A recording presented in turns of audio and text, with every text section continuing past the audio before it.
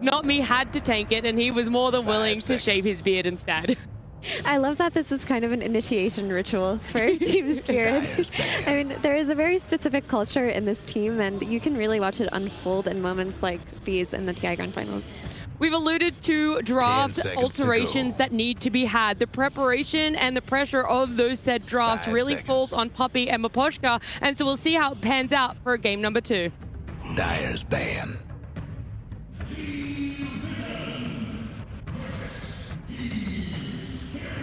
Radiant's ban.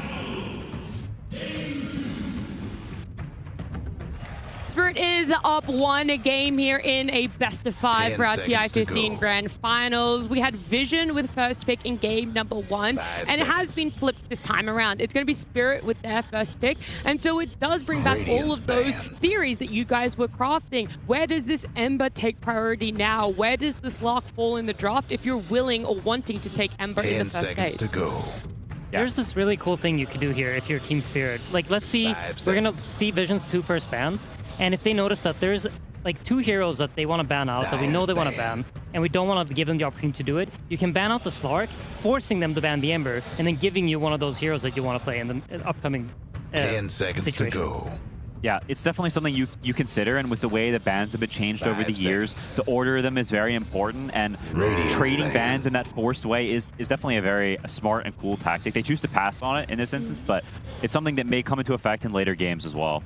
10 seconds With the to Nature's go. Prophet taken out by Team Spirit, I think if you're Team 5 Vision, you can seconds. comfortably lean back on your Lone Druid. I mean, there's always the concern of the first pick Winter Wyvern coming out from Team Radiant's Spirit, but you have banned. 2 bans here. Instead, they ban the Bane. Bane covers for Ember, it covers for Io.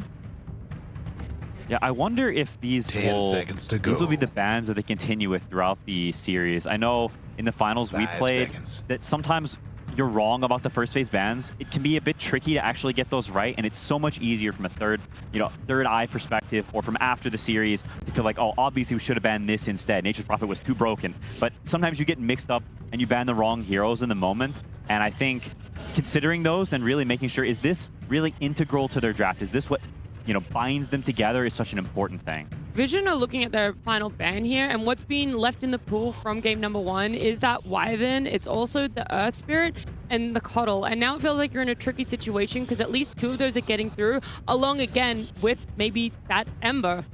I mean, I think that you have a lot of things to consider here, right? If you ban the Slark, then Spirit picks Ember. Are you happy to play Earth Spirit into Ember? We've seen quite a lot of success in that matchup specifically. Winter Wyvern has been Spirit's go-to first pick, I feel like, in every single game that we've seen them play. When it's there, they always go for it. So it's a tricky situation. You have to kind of look at the matchups that you get and what kind of trade you want to make here. They definitely could go for a Spirit trade. They've left 10 Earth seconds Spirit, a to hero go. that's been very, very dominant. Laurel's very capable of. Ember is a classic 5 response. It's not really a lane counter anymore, but in the game you buy Vessel and you buy Mage Slayer, and you can negate some of his fighting with your own fighting. So they could be saying, hey, you take one Spirit, we take the other. But Spirit declines the trade and says, Yatoro cooked so hard last game, we're just running it back because we don't think you have answers. I wonder if they think that Notice hero pool suffers very hard against the Shadow Fiend, because there is always the potential of a Darkseer coming out to counter the SF. But 10 maybe seconds they to think go. that that's very easy to deal with any kind of Dispel, any Enchantress, any Largo. 5 seconds. I think the Darkseer against SF matchup is very much of a laning, or it's not so much of a laning matchup, and I feel like the way that Team Spirit are playing right now, I feel like if they can guarantee that they have side lane pressure from Yatoro's SF, they're just going to go for the SF, looking at the matchup, seeing like nothing really pressures us. They might be counters us down the line, like we saw them earlier today run the TB themselves, so there are ways to deal with it, but they just want to get that pressure early on. They don't want to let the lanes snowball. And Team Vision go for the Earth Spirit. It's a very solid response. There's nothing wrong with this at all. And to be honest, I already like this opener more for Vision than I did last game. This Earth Spirit hero, it's just so good against all the turrets because you have a way to gap close. And so you get on top of the Shadow Fiend, they can start running. And the whole advantage turrets have is they can hit you while you run into them. So if you close that gap 5 immediately seconds. and you just roll on top of them, well, now suddenly he's running away, and those are valuable seconds that he's not hitting you and dealing DPS. Yeah, on the flip side of that is Earth Spirit. We've seen him kind of struggle when he rolls in and there's a turret hitting him. Like, if he misses his initial stun and he doesn't have backup, you're getting 5-shotted by the Shadow Fiend. So a lot of it is execution based at later stages of the game too. And Darkseer does get taken out. I think once the Earth Spirit shows you can't let Darkseer through, it just creates too strong of a 10 combination. seconds to go. Yep, absolutely agree. I think, you know, if you have the opportunity to ban 5 heroes, seconds. of course you should ban the heroes that counter you down the line, right? You don't need to give away the possible best matchups with your opponents. So a good ban from Spirit here. I'm trying to think, because we've talked about how important the Radiant's supports have been in this matchup, and I think, there you go, the Coddle's out. This was a hero that pairs very well with both Ember and the Earth Spirit. Any sort of Spirit, really, Coddle's happy to play with. And 9 Class has proven to find opportunities to make moves with this hero that no other player has done at this tournament. Yeah, it's very impressive. I think also, I mean, like, the 10 man on seconds to camera, go. he has been so impressive. And the fact that there's a clockwork first phase ban, a hero that no one else 5 seconds. really cares about that much, but he is so terrifying with the accuracy of these cogs. They Yeah. feel like they have to first phase ban it every game. That's so much value. That's why you're getting the Shadow Fiend, is because he's so proficient at that clockwork. These things add up like crazy. Rue is good too. I do think you have to account for a potential Ember still on Vision, like maybe an Enchantress for Ducalis or something, because Dyer's it's still in the big. pool. We know Laurel's going to play it. Enchantress. Yeah, So there you go. you've got Nice the- call, Miro. The spells for the Flame Guard and the mid pressure. I do wonder though, if you're getting run at nonstop by an Enchantress as an Ember Spirit, like what do you need from your supports, Quinn? I think you want pressure elsewhere. Yeah. Like, Enchantress, the biggest thing about this hero is 10 if she's seconds free to to go. attack. She doesn't actually have any spells, and so it takes her a little bit of time to get the creep, to walk there, 5 to get seconds. the right angle, to wait for enchant to come off cooldown so you can slow with the creep. There's a lot of prerequisites that sort of have to be met, and if there's a ton of fighting and there's gate ganking and all these things, the pressure in the side lanes, well, she doesn't have the time and the freedom to go mid and make moves there. So I think you're kind of like, yo, team, can y'all put some pressure elsewhere and let me, like, do my thing here? And I think that is Spirit's MO, right? Like, they want to have that side lane pressure to prevent you from going mid, to prevent you from pressuring this Laurel potential Ember Spirit. We haven't even seen it yet, but of course we have to consider it here.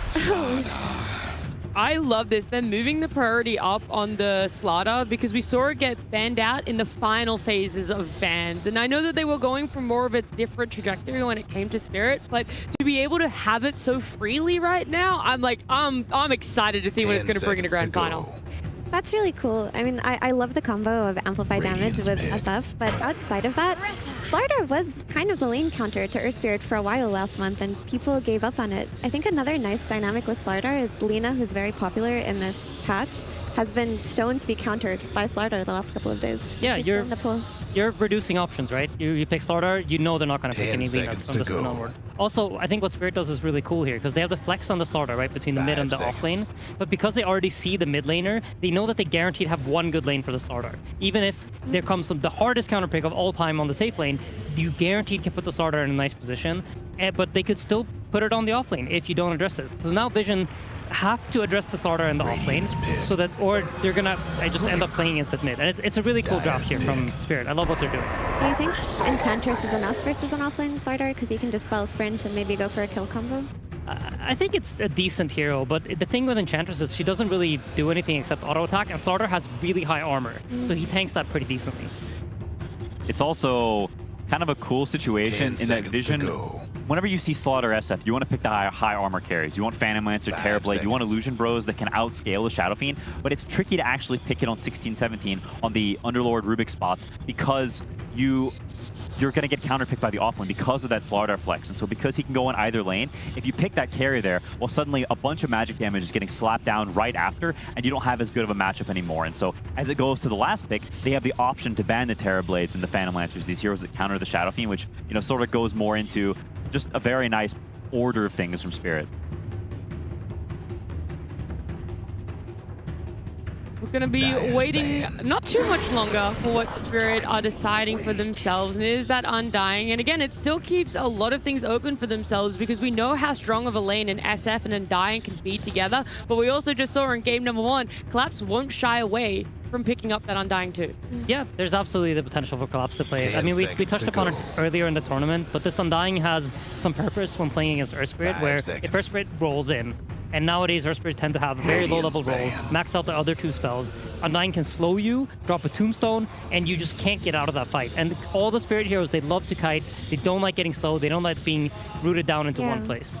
And these are two of some of the highest strength gain heroes in Dota, in Earth Spirit and Underlord, and an offlane Undying is a very strong 10 counterpick seconds as he to go. scales. Dyer's Yep. ban. Keeping the flex potential open. It's very, very nice. And Mira mentioned it earlier, but Earth Spirit rolling in Spirit loves to conceptually counterpick you. Well, now you want to roll into the Shadow Fiend. Well, you're going to get amplified. They're just going to Undying is going to hit you, and now you're going to get completely exploded by the physical damage. And so they've turned what you thought was a counter back to countering yourself, and they flipping that script and changing the way the matchup dynamics work and proving that matchups are not one-dimensional. They're based on all the other heroes at play. It's such a cool concept. I mean, this is what Spirit does, right? They always look at how to conceptually beat what you're doing. They also take out the TB. It's a great matchup against the SF. We saw them run this exact same matchup earlier today, so I like the position that they're in. I feel like when I think of Earth Spirit and how he deals damage, it's by being tanky. It's by staying alive, letting that magnetize run. It takes time. But when you don't have time to do that, suddenly this hero isn't that super high magic damage hero that we've seen throughout the rest of the tournament. What's another carry that Spirit might be looking at taking out then that also fits a similar sort of playstyle or item timing that TB does? I mean, you're looking for something with a lot of armor. You want heroes that naturally buy agility or buy ACs, buy like something that has a lot of natural armor. Yeah, we saw the Luna from Yandex earlier or yesterday, and I think that could definitely be something they look towards. It's some hero like that. It's a traditional Agi carry that, I mean, I love that for them, for Vision now, that they get Satanic to play what he wants to play. He gets to play the heroes he's practiced for his entire career. The anime protagonist hero, that's what Satanic is best at, and they've set him up for that compared to last game where he's playing the complete opposite. A lot of his go-tos are kind of uncomfortable in this position, though. I mean, I think the only one that looks decent is the Templar Assassin, but we did see her lose to Slardar yesterday. 10 seconds to go. Yeah, I mean, the Tiny Ban I think makes a lot of sense, right? It's just his ultimate gives him armor. It's a tricky position to be a carry, I think. I'm trying to think of good options. To be honest, the TA, I personally only really liked it when we saw it against the Centaur the other day. It had clear purpose. It's going to destroy its lane. It's going to abuse the minus armor. Here against Slardar, potentially, I feel like that is a draw-ish lane. It's not like a super dominant one. Axe. See the full lane now. Have a little bit more information.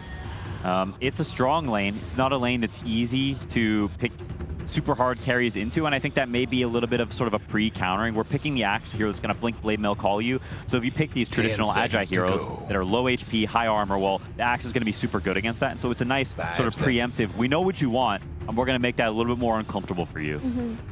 And things like Lifestealer get solved by the Slardar that came early in Spirit's draft. I mean, Mipochka's kind of cooking today. Yep, and like any sort of TA routes against Axe are super scary because you one-shot yourself on that Blade Mail, so they deny that potential too. I think you can choose to just play tempo on Vision instead if you feel that you may fall trapped to lane counters or matchup counters, because you still do have the tempo of Earth Spirit. You have this Enchantress that's going to be running around taking towers. You have the Underlord who can connect on any kind of plays you make. Maybe go for a Luna. I mean, to be honest, I like Luna. I was thinking about Lone Druid for a bit, and then I looked at Spirit's heroes, and I'm like, okay, absolutely do not pick Lone Druid into this, because there's so many ways to deal with this bear. The bear won't be tanky. And to be honest, I like the Luna. Watson pulled it off. It looked pretty good. It buys the right items. It has a lot of armor. It even has damage reduction that it provides for itself. So it's a pretty cool pick here. Yeah. You want some building damage too. You've got a lot of guys who sit behind you. You're tanky. Okay. This is risky. Take your pick. Historically, Lifestealer is pretty bad against Slardar because when you press Rage, then he Amplify damages you and Shadow Fiend shreds you. You need to run into the fight. And while it does have a good lane, I think, and can get ahead early, you need to be quite farmed so you can actually get to the Manta, get to the AC eventually, and then the matchups can turn a little. Yeah, and we mentioned how this Earth Spirit needs to stay alive in order to be able to deal its damage. Lifestealer is one of the few carries that can actually amplify his mid-hero in that way. So I think Vision are trying to then once again answer concepts, not focusing so much on individual hero matchups, but try to look at what does our draft actually need to be able to win this game. We need to keep our Earth Spirit alive, we need to get value out of Magnetize, and we need to make sure that Satanic is on a good lane and he's playing the game from ahead. Yeah, in situations like this is where I look towards Enchantress as the X-Factor hero when you need to win your early game. This is where Deculus needs to put it upon himself to take the towers, to rotate, to go to that mid lane, do a couple of smokes, try to win as many lanes as possible, go through the gate. It's a collapse Undying, by the way, which does mean our Axe is position 5. Okay, so they flipped the script. That is, it's so on the fly, and I think it's really awesome from Rue, but I wonder if he'll be able to pull off, not because I don't think he's capable, because Axe 5 is just not particularly good generally, and you're saying, Rue, you're going to have a much worse game, and Collapse is going to have a better game. They're trading, one of them has worse, and now the other one has better. Yeah, so forget what I said about Satanic having a good lane, right? They're deciding, like, we're not going to let that happen. And Spirit are prioritizing the things that they think are more important, right? They think Satanic being shut down is more important than Rue having the best lane possible, or like the most comfortable hero possible. So they just believe in his skill. What about it makes it so that a Lifestealer is having a more difficult lane? I mean, to be honest, you're just getting decayed. You're a strength hero, and so every time he presses his first spell, you're losing 4 damage. You're losing 4 damage, and that just keeps happening, and you're getting out-traded, and it's an 8 damage differential swing, right? Undying is getting 4, and you're losing 4, and so you keep getting out CS, and that keeps mounting over time, and it becomes a big problem. So you're either losing the damage or you're getting pushed out of lane, is essentially how we are going to see Satanic play this. Yeah, pick your poison. They're just going to get outlasted, unfortunately. I do want to comment that the 5 Axe, I think, will have a good lane too, because Rubik Underlord aren't going to bother him so much. You're just going to press Battle Hunger, FF's going to press Raises. It's not that difficult of a swing either.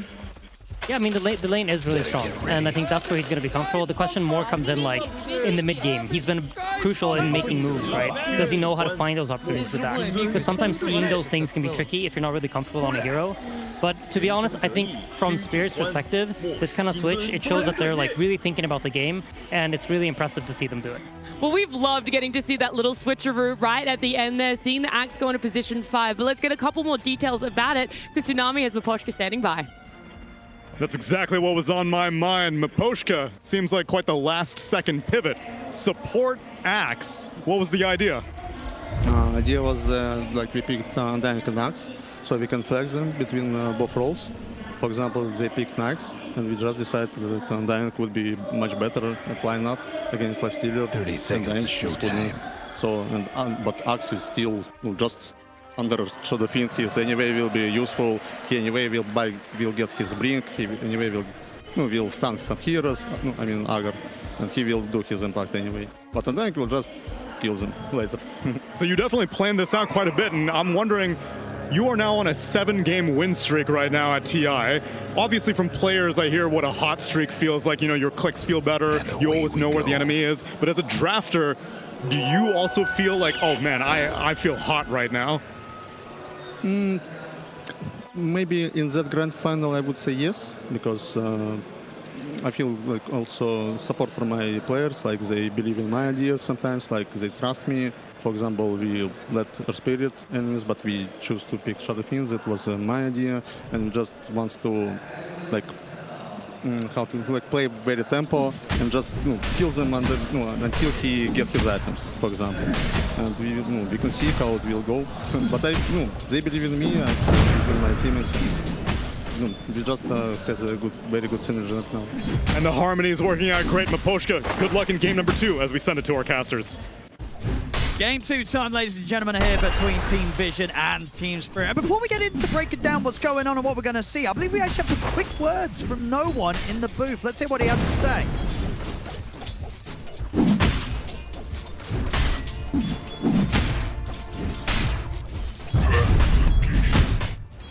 Oh, there we go. Good luck indeed. I mean, as we saw, you know, they know themselves, right? Team Vision, and according to Puppy, this is where you got to try the different stuff. Team Vision tried the different stuff in game 1. Didn't work too hot for them.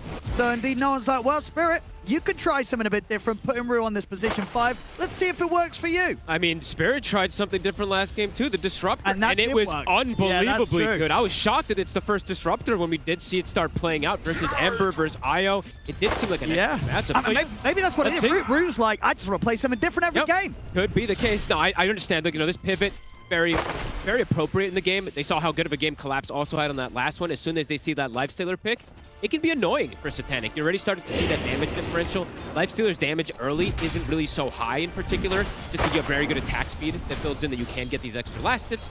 But yeah, you're just going to constantly get the TA spammed. You're going to get hit also from the Hoodwink. Can be a bit annoying in the laning phase. So from what I see from Spirit is they're really looking to dominate these lanes. But I think overall, Vision's approach is much better this game. Oh, then game 1. Absolutely. Infinite. No doubt about it. This game, we should get to see some back and forth. Oh, yeah. We should get to see Satanic be much more in his element. Sure, as you say, and as we open the panel, there are many ways that the Lifestealer can be pressured and can suffer in this game. but it's not a carry out. Satanic on the Lifestealer.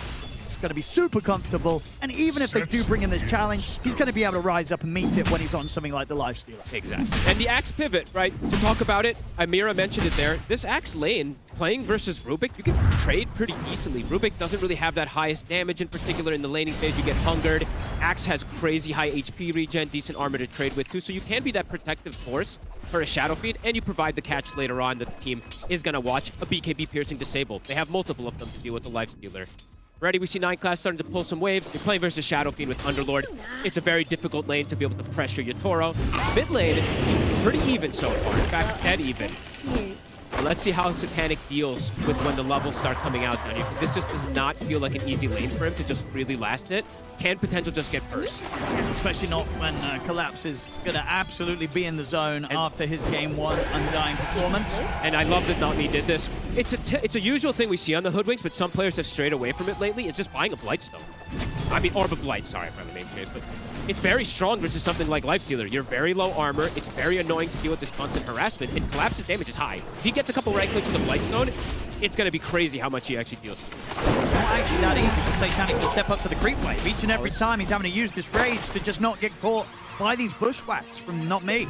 So it could be that case. Well, sure, it's not a side lane Ember where he's just struggling to get that full recovery, but it's going to be Yatoro with absolute free farm to a bit of a slowed down Satanic again. They're going to try and go for a bit of a dive here with the Tombstone. Satanic will turn to try and take it out, but Soul Reveal comes out onto the Tombstone, and Satanic, he's going down. First blood here for Collapse. They will get Not Me. It's a big creep wave, though. Punishing Collapse with it is not easy. No. Too many creeps. He can easily walk this one off. I mean, already showing that with this aggression spirit, they're ready to punish Satanic early. They don't want him to have the free game at all. And talking about the Lifestealer as well, too, they went for this last pick, but by no means is this a free Lifestealer game by any means, right? They're playing into the Corrosive Haze from the Slardar, the minus armor that comes up from the Shadow Fiend, the Axe that has the call versus him, and a difficult lane as we're seeing. So already seeing the approach from Spirit to shut things down. No one, though, he's going to be that one to watch. His Earth Spirit has been phenomenal in these games. Absolutely can punish these side lanes if he's off to a good start. And he is off to a good start into a counter pick matchup. He's got to be careful. He tried to strike from the side here, but Collapse and Nami just turned towards him. He's dead. Blood grenades on him. Actually, okay, Not Me should have the connection. They should get him with the decay. They do. So another kill here for the duo off lane. Off Team Spirit. These two are owning. I mean, Not Me in so many of these games are incredible for this team. The newer pickups. Laurel. Living on the edge there here against no one. We'll have to get back here once he's got the Sour Bruise coming in with a rotation. Oh, this is clever. I mean, the Battle Hunt to slow things down. They were able to prime the bash into the crush. That'll do it. They bring down no one here with a rotation. 9 Class is going to try and turn up and get room return. Paul's going to buy him a bit of extra safety. Not enough to survive the tower, but enough to maybe just set up for low to get a second kill here in the minute. At the same time down bottom, they've just killed Satanic again. They're breaking the game, and the movements that they're doing is forcing these reactions from Vision that they're not used to having to do. They probably want to have their usual game plan where they're like, okay, Enchantress is able to get a creep. I'm able to swing toward the mid lane, play around this timing. This is so fast from Spirit already. So early, and of course top lane, Yatoro. Free farm. It's happening again for him. It is. And in a situation where this came out very early in the draft, Bog, the question is, did Vision, can you see at least what Vision did try and do to adapt and say, hey, we cannot let the SF, Yatoro, get as free as a game as he did in game 1? Like, do you see an idea here? I see them having damage mitigation at the least, right? The Underlord plus the Rubik, just the Fade Bolt plus the Atrophy Aura that comes into play in mid-game team fights can be very strong, and they have a gap closer that comes in from the Earth Spirit. But if he falls too far behind, this Earth Spirit, Panel was talking about it too, if he rolls in, you're going to have level 1 roll very early into Undying, SF, Slardar, and Stunned. It's not an easy game for him to just roll in and get out if he does get committed in. Next fall. Won't be able to bring down Notice. Pulling away from the wave, making sure that Yatoro continues to get all the space in the world in his safe lane. The Dire might want to mine their top tower. And Collapse now at this point, it's gone to that 7-minute mark too, so even if he does die down here, he will be able to respawn instantly and continue that pressure onto Satanic as well. And they'll have to bring a lot of resources to kill him too, even if they want to. Trying to poke onto Collapse here. They have the creep from the Enchantress, but he's still healthy. Satanic's damage just continues to get limited every single time these decays come out. -8 this time. DOTA, with a similar rotation that he did the last game, they are reading it. They do get the scan. Spirit bringing even more reinforcements to potentially look for a tower push here and force Satanic to jungle. Not going to want to step anywhere near the lane whilst he's aware that they was looked towards. Spirit know that they know, though, and will turn Yatoro back up to the top lane. The nice thing I will say for Satanic in this game, though, even before he has Radiance, he kind of can turn up. Sure, not in like a very aggressive way, but playing into this infest to protect his Earth Spirit could be these small moves that they can look for if they start to get too far behind. Mid, Laurel. Ross is going to come in with a rotation. TP's coming in as well from Spirit. No one trying to stand his ground here with the magnetized damage, but backup's coming in. No one careful. Lars just kills them off. Lars should die. Catches there onto the two of them going in. Collapse turns up, takes out 9 class. Vision, they've got to back off. Tombstone's down. They can't handle it. Something I didn't really look at either about the game is they don't really have the best ways to hit this Tombstone.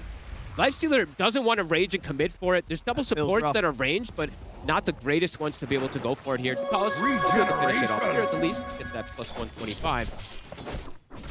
Collapse, Spirit, you can see the way they're playing. Very active on the map, looking to respond to the moves. Top. Go for Yatoro.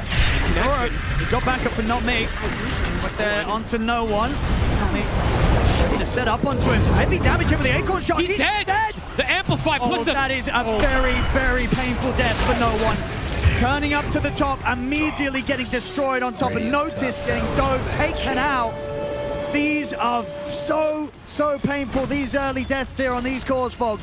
Not Me is owning. Look at the damage from the acorn shot with the Orb of Blight, with the Amplify. Earth Spirit just comes in and dies immediately, put at negative armor. These are incredible moves from Spirit, and teams have talked about the best way to deal with Earth Spirit currently in this meta is shut down his early game. The hero is a lot about that momentum. Yes, he has absurd scaling, but if you slow down the vessel timing, this hero can fall off pretty quickly.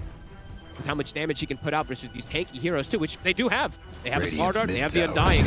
Laurel having a hell of a game this time. Last game, he did struggle a little bit in the mid game on the Slark, although his team was owning. This one, Laurel is performing incredible here versus that Earth Spirit. 3K lead first 10 minutes. They've got their work cut out for them yet again here, Vision. And Laurel. Not an easy spot to play from here. And overall, Laurel, have to keep mentioning the type of game for this Slardar. The fact that he's having such a good opener, he's very good versus all 3 of these cores. Underlord, it goes a bit of both ways. How good the pit and the Firestorm is, but Collapse. Some of the body blocks onto Ducalis. He's getting slowed down here. Fine time for Lars to close in. Ducalis, he's gone. Sees no one come up the counterplay. Will be able to roll forward, gets the silence in onto Collapse. He'll heal up here with the Soul Rip. Doesn't matter, they'll still kill him. They ditch him completely. They don't lose anybody else. And he's back to life. Ceaseless Sturge immediately is going to be able to rejoin the fray. So they cut their losses instantly. Now potentially going to go for another remove here. Not Me and Rue. I mean, they're preparing for no one returning to the mid. As an invis of Not Me. Mid tower could use a hand. No one's not careful here. He could get caught. I see Ducalis come in just so that there is some sort of backup for no one. These levels on the supports from Spirit, they're both level 6 already. High burst potential here. So much damage amplification. The Slardar, the Undying, as we're seeing come into play. They have to be very careful on the setup of these moves. Tower seen better days. Night Class, as soon as he's able to steal, that's a really good one. He's going to be able to find the crush. Not for you. They're coming onto Lyle. No, not just yet. Not Me still getting some pretty valuable information. This is reminiscent of last game. Yatoro in the enemy triangle.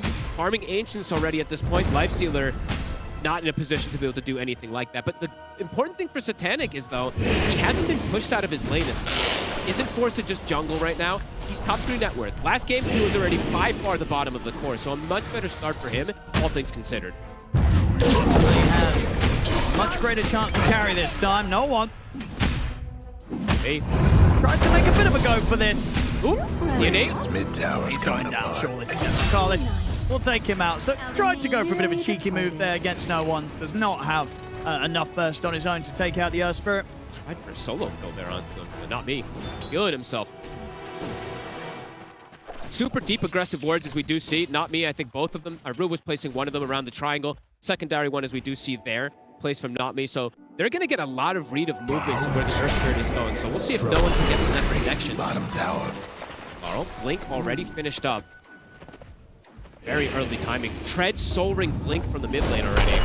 Tap down towards the bottom lane. Not being got to catch with the bushwhack on a 9 class. The corrosive haze is there. The right clicks come through into the crush. They're snowballing right now. With this Blink Dagger also, Vision has to be very prepared how they bring the numbers. They have good ways to bring numbers though. With the Earth Spirit, with that Underlord, they can look to match it, but have to be careful how many kills they hemorrhage versus this Laurel Blink at this point. It's so fast that he's been able to find it. Brew now at this point also, playing the 5-axe, he got away with it completely. Right now able to just sit back, get some jungle creeps too, gonna build toward that Blink Dagger, and Yatoro, now they're looking to push Satanic off that lane. Satanic won't have any interest in showing his face, at least not until the Radiance is done. He's making decent timing on it, considering everything that's going down around him. They're gonna try for another move here. They're attempting to get no one into something here, but he has to be careful. He can just die if he rolls in again versus all of this amplification. They've already taken the tower, and by the looks of it, Spirit, they're already backing away. With the roll forward, but they're through the gate. Whoop. Couldn't get the courier either. Tried to finish off onto it, just can't. One step ahead, Spirit. Reading the movement. Now the courier will die. A moment of silence for the Dire's courier. Owen really trying to get involved in a move, trying to get himself into a better position. It's one of the rougher starts I think we've seen for an Earth Spirit. He's fallen behind, and the record's been pretty flawless so far for no one on his Earth Spirit. It really has. Game, he's having a tough opening. So many ways to kill him. There's so much damage that they're building up. And again, the aggressive wards. They put the same ward they had around the triangle before, just really limiting the moves. Maybe feeling the pressure, losing track of the timing. It's 14 minutes in. We're going to see Spirit get both of the wisdoms. Oh wow, that's a good feel through. Able to just walk in and sneak it. Moves aren't connecting. Spirit reading them perfectly. Level 8 now on the supports, not me. Almost the same level some of the cores on the side of Vision with this type of start.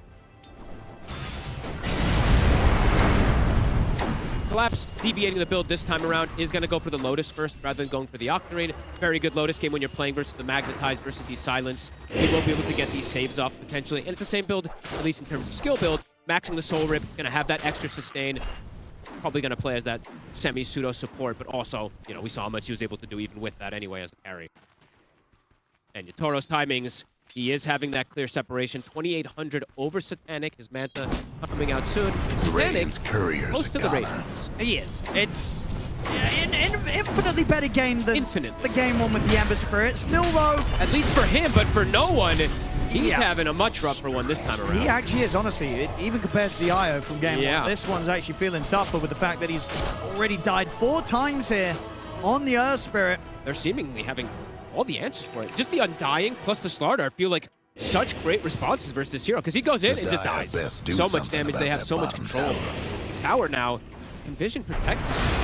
Radiant's mid-tower's getting banged up. Radiant's toughened up their structures. He'll have the Radiant. Okay, see what he can do when he turns up the fights with it. TPing over. Maybe see if they can do something with the Radiant's timing, but Spirit, they're already away. No one, even though he died, one thing that he does gain from a death, he does get a Spirit Vessel charge. Sure, it's not that big of a positive, but it's something slight. So they're gonna look for a move here to connect. I don't think they can just let Spirit do whatever they want in this game. I actually see it noticed even running in the smoke. He buys the shard. This would be huge if they can get Yatoro. Something that it took them a long time to do in game one. They're just going to be off the mark. They didn't quite read the position that he was in, and Yatoro look at the not line. Get found. Hey, look at the line drawn. That's Yatoro reading the move. He knows exactly where they are. Not going to get the connection. No one will at least get an Arcane Rune, but again, just continuing to get slowed down, not finding connections. Oh, and Drew's about to have a Blink Dagger on the axe. I mean, they're getting crazy farm on the supports and crazy levels. That makes it pretty hard for you to play this Lifestealer freely. Can still just get caught inside of these multiple BKB piercing disables. So noticed, we do see a lot of these Underlords do this, buying that shard, but I was surprised he's running in with them with the smoke up there. Laurel? Oh, he's got the blink up. He gets it before the blood grenade. Nicely done, Laurel. With us. Can't catch them. Still gonna try, no one. Rolls forward, they'll look to collapse. They'll get it with the silence. Notice comes through with the Fiend's Gate. They'll take the Undying out. Takes the full 5 of them though. A needed move at this point to react in this type of manner. They won't be able to get Laurel though, unfortunately, because he does get that blink up before the blood grenade hits. Brew now, that blink, it is done. So much easier for Spirit to make these moves around the map. But Vision, you said, Satanic, it's eyes on him. With this Radiance, gonna go for the armlet. He's playing versus all this minus armor, and he's lifestealer just a great skill, of course. See how much he can do. I mean, 'cause that's the difference, right? Last game, it was like, well, he's probably not going to be able to carry the game as an Ember Spirit. This game, there is a chance. There's absolutely a chance that Satanic can carry this. It's still incredibly hard. He might get caught here. They're going to get the jump with the crush. The damage, telekinesis, but Rue's waiting with the blink call, gets the lockdown on a Satanic. Satanic trying to run over to the safety of 9 class, will be able to jump in with the infest, but the chase is going to continue. They're surrounded. He's going to blink up in a second. He'll get the corrosive phase on towards 9 class. 9 class is gone. Laurel blink in 2, 1. Second, there's Rue with the jump, gets the blink call, dragging Satanic back. Lyle jumps in. Bushwhack's there to look. No one's here. Come in to look to help out. Big connection. Will get the double with the help of Notice, but no one still dies. And Lyle and Yatoro, they can continue the chase over to Notice. Notice tries to turn. The bash comes in. The neutrals do hold Yatoro back momentarily, but the Bushwhack for Nobby still reaches forward, sets up for the raise. Notice falls. They're able to at least bring a fair few of Spirit down with them, Vision, but still losing all 3 cores themselves and not being able to do anything about Yatoro. Couldn't protect Satanic, but the best trade they've gotten this game so far, this series in fact, getting these extra kills, no one getting the connection. The Radiance damage did start to build up, but just like Yatoro, just like last time, an amp damage spawns right outside the pit.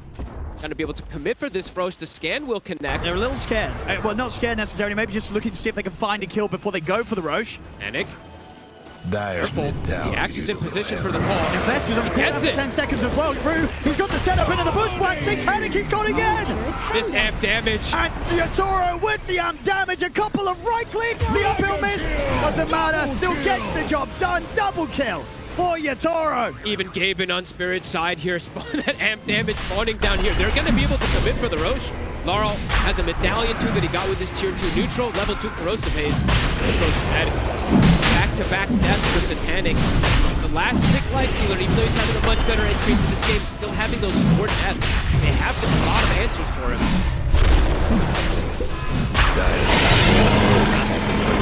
A difficult one yet again here for Vision in this grand finals game 2. But better than last time. Still ways to see ways to enter these fights, but yeah, Yatoro, he is 4K ahead. Yeah, I mean, if they don't manage to turn this game and we go to game 3, surely there's something that they can do to ensure that Yatoro's just not getting these sort of starts 2 times back-to-back here on his SF. He's making this grand finals look easy so far. He is. And Collapse now, maybe starting to try to get into no one's head as well. No one rolls top, the rune spawns bottom. Not going to be fortunate for him. Collapse will get a shield rune. And with this minus armor, he can actually just go for an immediate Tormentor. Super efficient one nice as well, one too. as well. He gets it on Not Me, one of the better shards that you can get. Seems the Dire's mid-tower's been disabled. And for the side of Vision, they don't really have these BKB piercing disables. They have much harder ways to start fights and force fights. It really has to be around no one. And as we've seen multiple times, he has to be careful, because once he's committed in those fights, he dies in just so fast to all this physical damage. Hard for them to make these moves aggressively. Oro. I mean, they want to try and they get the setup here with the pit on 2 of them. This is a good connection. Okay, can they bring him down quickly though once? They can. The Aegis gone. Oh, this is a huge catch. 9 Clash gets the sharpshooter steal too. They're trying to bring back up over to help him out. They look for the Requiem, but they're stunned from the Centauri there to put a stop to it. Yatoro's going down. Take it out. No one gets the kill. Rue, he'll TP out of there. A Vision finally being able to take out Yatoro in a situation where he had that Aegis. So a rare sort of misstep from Yatoro where he may have just felt that he was a bit further ahead than he is. You know, he's incredibly far ahead, but not that far ahead enough, Fog, that he could just step up with the Aegis without his team behind him. Vision, they'll punish that any day of the week. The last game, when they did this type of move, they had Collapse with them. This time, not having Collapse, absolutely crucial. They see that on the side of Vision. They bring all 5 heroes with the Fiend's Gate. Nice move from Noticed. Easier for him to get involved this game. So not having the initiation from the Earth Spirit this time, but having the Ags on the Underlord actually making the difference. So good timing from him. Solid bit of a slowdown there from Vision. Well needed as well. If Spirit were allowed to continue to pick up objectives with that Aegis, this game would have fallen into an incredibly dire position. But hopes here now for Vision. Regen has been found. Sharpshooter will connect. Around to make it a little less appealing for Spirit to commit for Ducalis. Trying to get him out of here, won't happen. Ducalis goes down. Way. Wants to get the call onto 9 Class as well as the Battle Hunger. They should be able to pick up both supports. He'll try and lift himself away, but lands him with the blink. Double kill for Yatoro. Speed from Spirit. No Magnetize available. No Underlord Gate. They immediately run at them. We'll be able to catch those 2 supports, but not 4 kills. Instant smoke, though. They do want to find another one.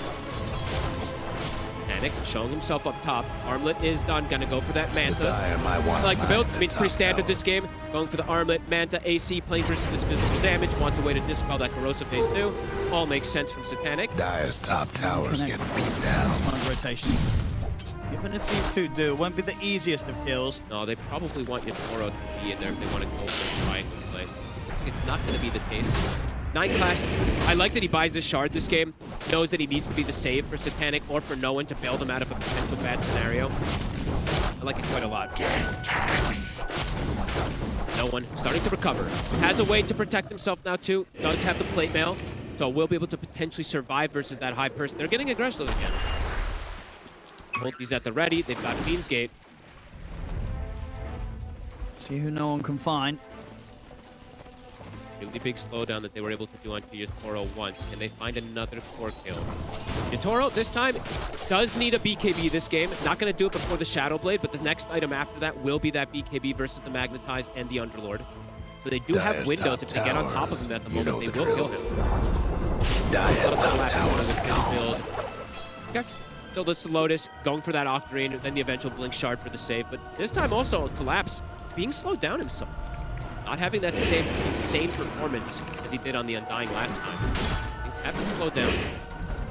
The Dire might want to mine their top tower. Won't get any kills with that move. They do manage to secure tier 1 tower. They get a rune as well too for no one, so he's gonna have the amp damage in the next fight, and almost a Shiva's too. So things started to come more and more together for the side of Vision to take these fights versus Spirit. Spirit. Come get healed. In the river. He has got no one by his side if no one wants to fight, but seeing the 3 of them make it come.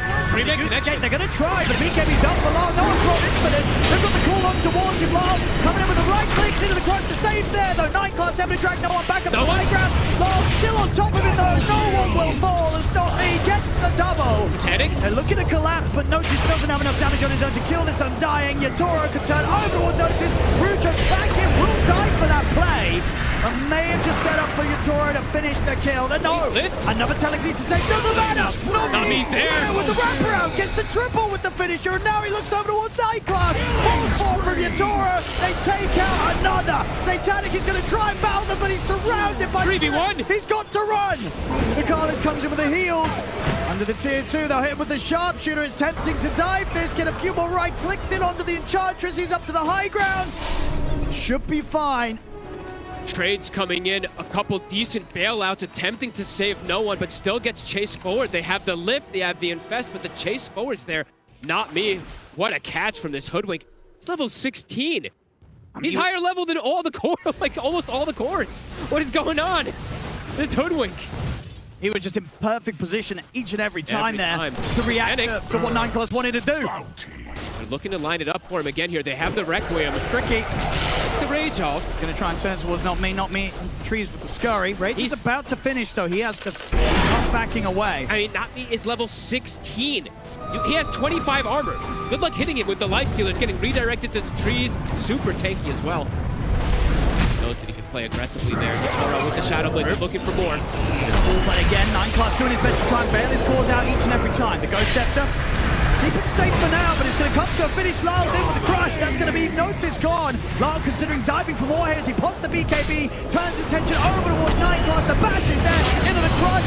That's 9 Class going to buy back. Come in here from Notice. Look at this Magnetize. Looking to try and fight back into the tier 2. There's even the Magnetize damage being split between all of them. It's bringing Spirit down. They've lost 3 of them. Yatoro get the Requiem up to push them back. Turns towards Ducalis. Won't be enough to kill the Enchantress. No one knows he has to push forward. They have to try and punish Yatoro now. The dust, it's wearing off. Towards him.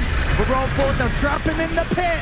Yatoro, if they got any more detection out, they don't. Yatoro should be fine. They used all of them. I believe the double dusts were already popped. I think Noticed and the support had already used it. It started to wear off. What a Die connection. best do It something is a about that buyback bottom from tower. Notice, so it's expensive, but look at that magnetized damage. He clipped onto absolutely The whole everyone. team.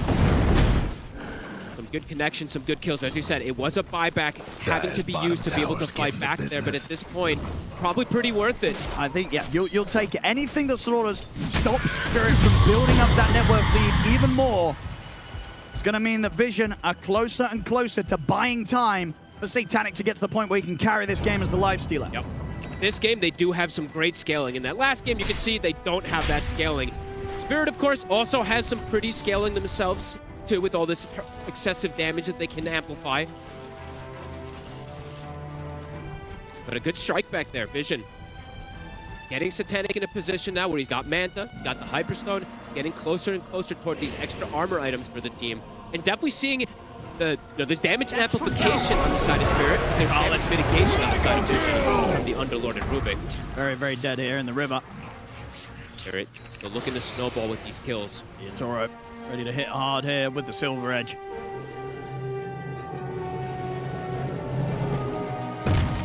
If they find anyone around the tower, Satanic.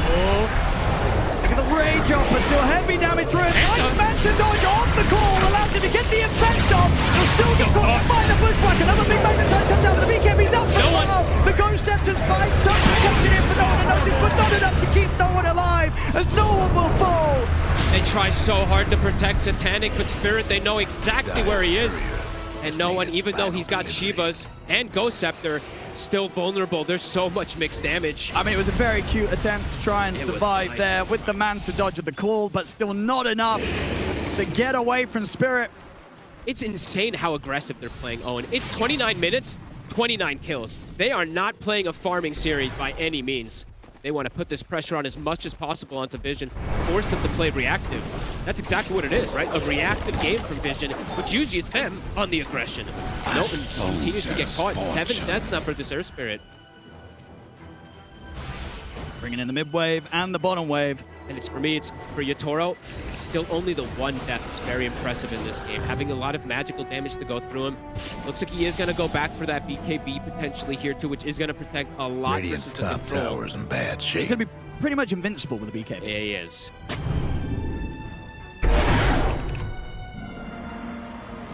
Forward. Double Shiva's being picked up here, so they have committed onto these. I mean, they want to timing. They want to go with this. Yeah, they want to win these next fights before that BKB comes out from the SF. Vision.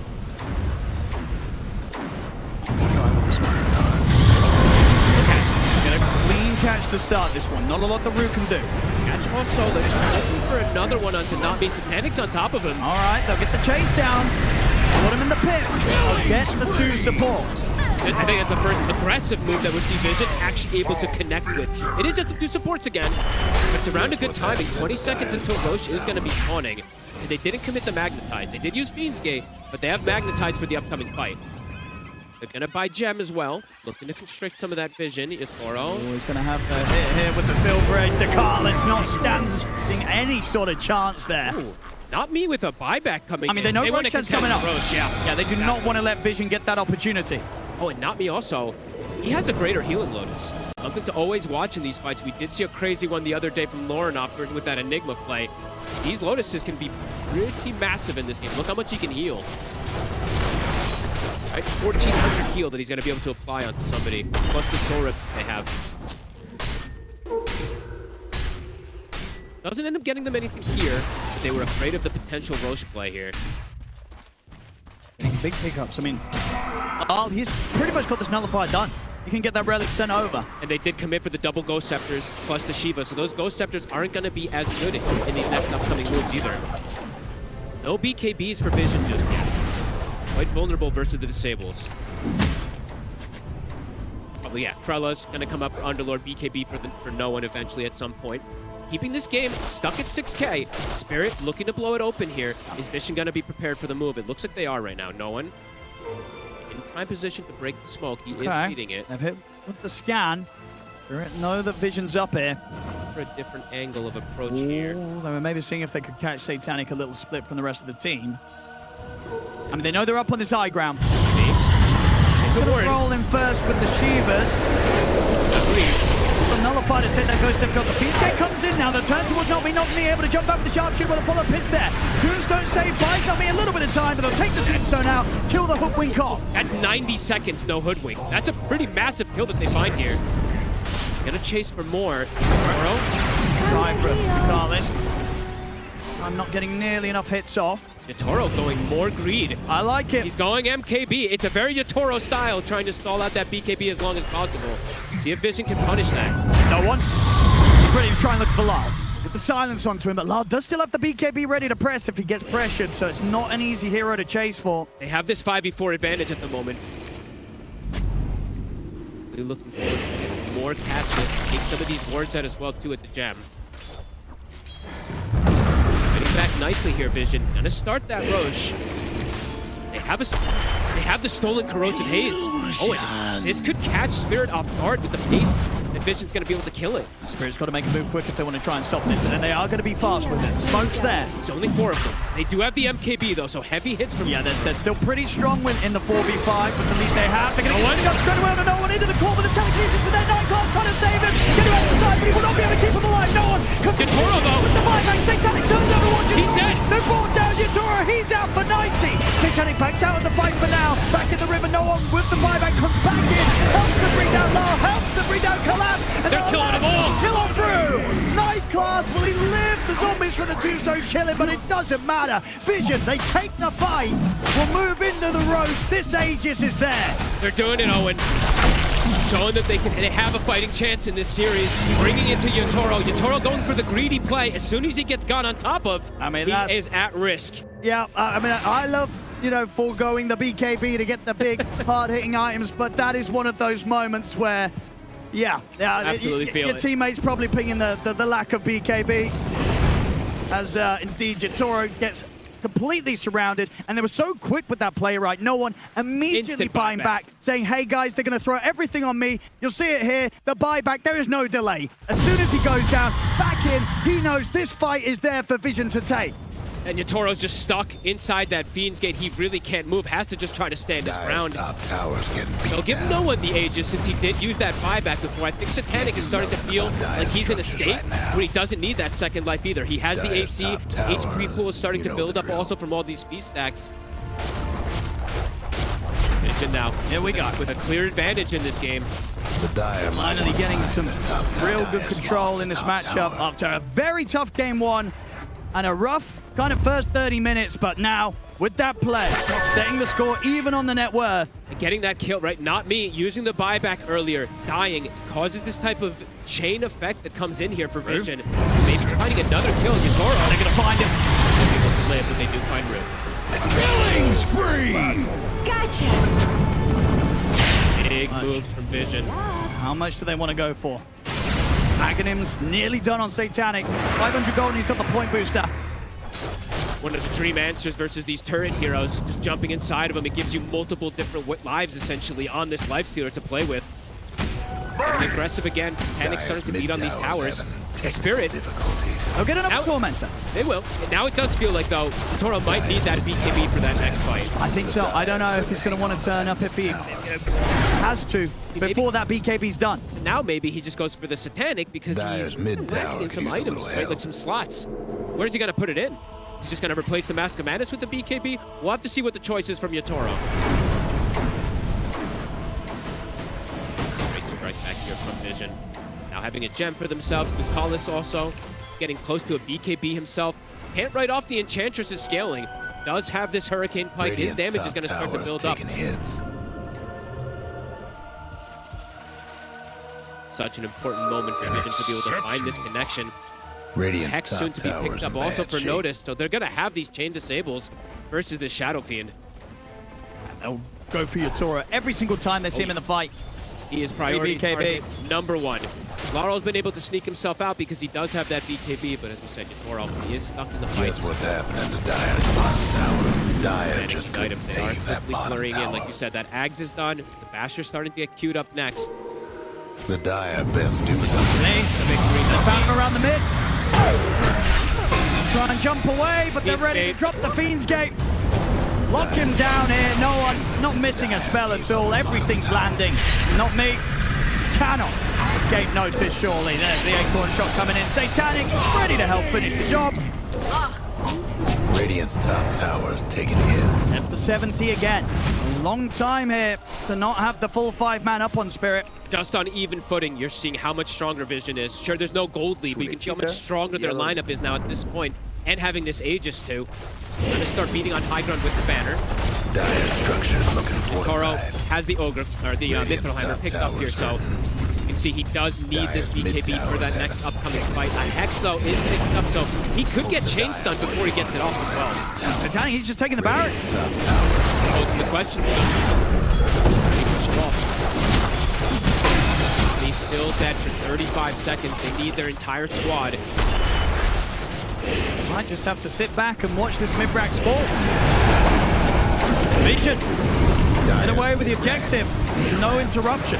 Very good connections. Yatoro, BKB is done. He sells the Mask of Madness. Right? He doesn't have that lifesteal to stand his ground, but at least has the magic resistance versus this heavy disable that's coming in. We'll have that window in 30 seconds where the Aegis expires if they want to try and strike then. I think that's probably the biggest move they could do, right? You smoke, you look for the Earth Spirit, and if you kill him, you're going to have a massive number advantage since he's not going to have that buyback to rejoin into the fight. Initiation's still going to be crucial for both sides.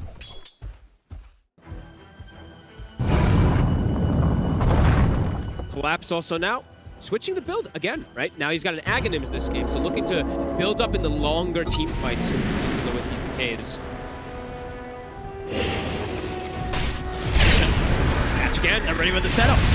Look towards Lyle, force the BKB out of him immediately. Rue will get the call for it. Only up to 9 class. They'll take back very quickly with the damage to Yatoro. Hex is onto Yatoro. Satanic turns towards the SF. Yatoro put the Manta back away. Now try and stand his ground. The Invest comes in to try and save Takalis.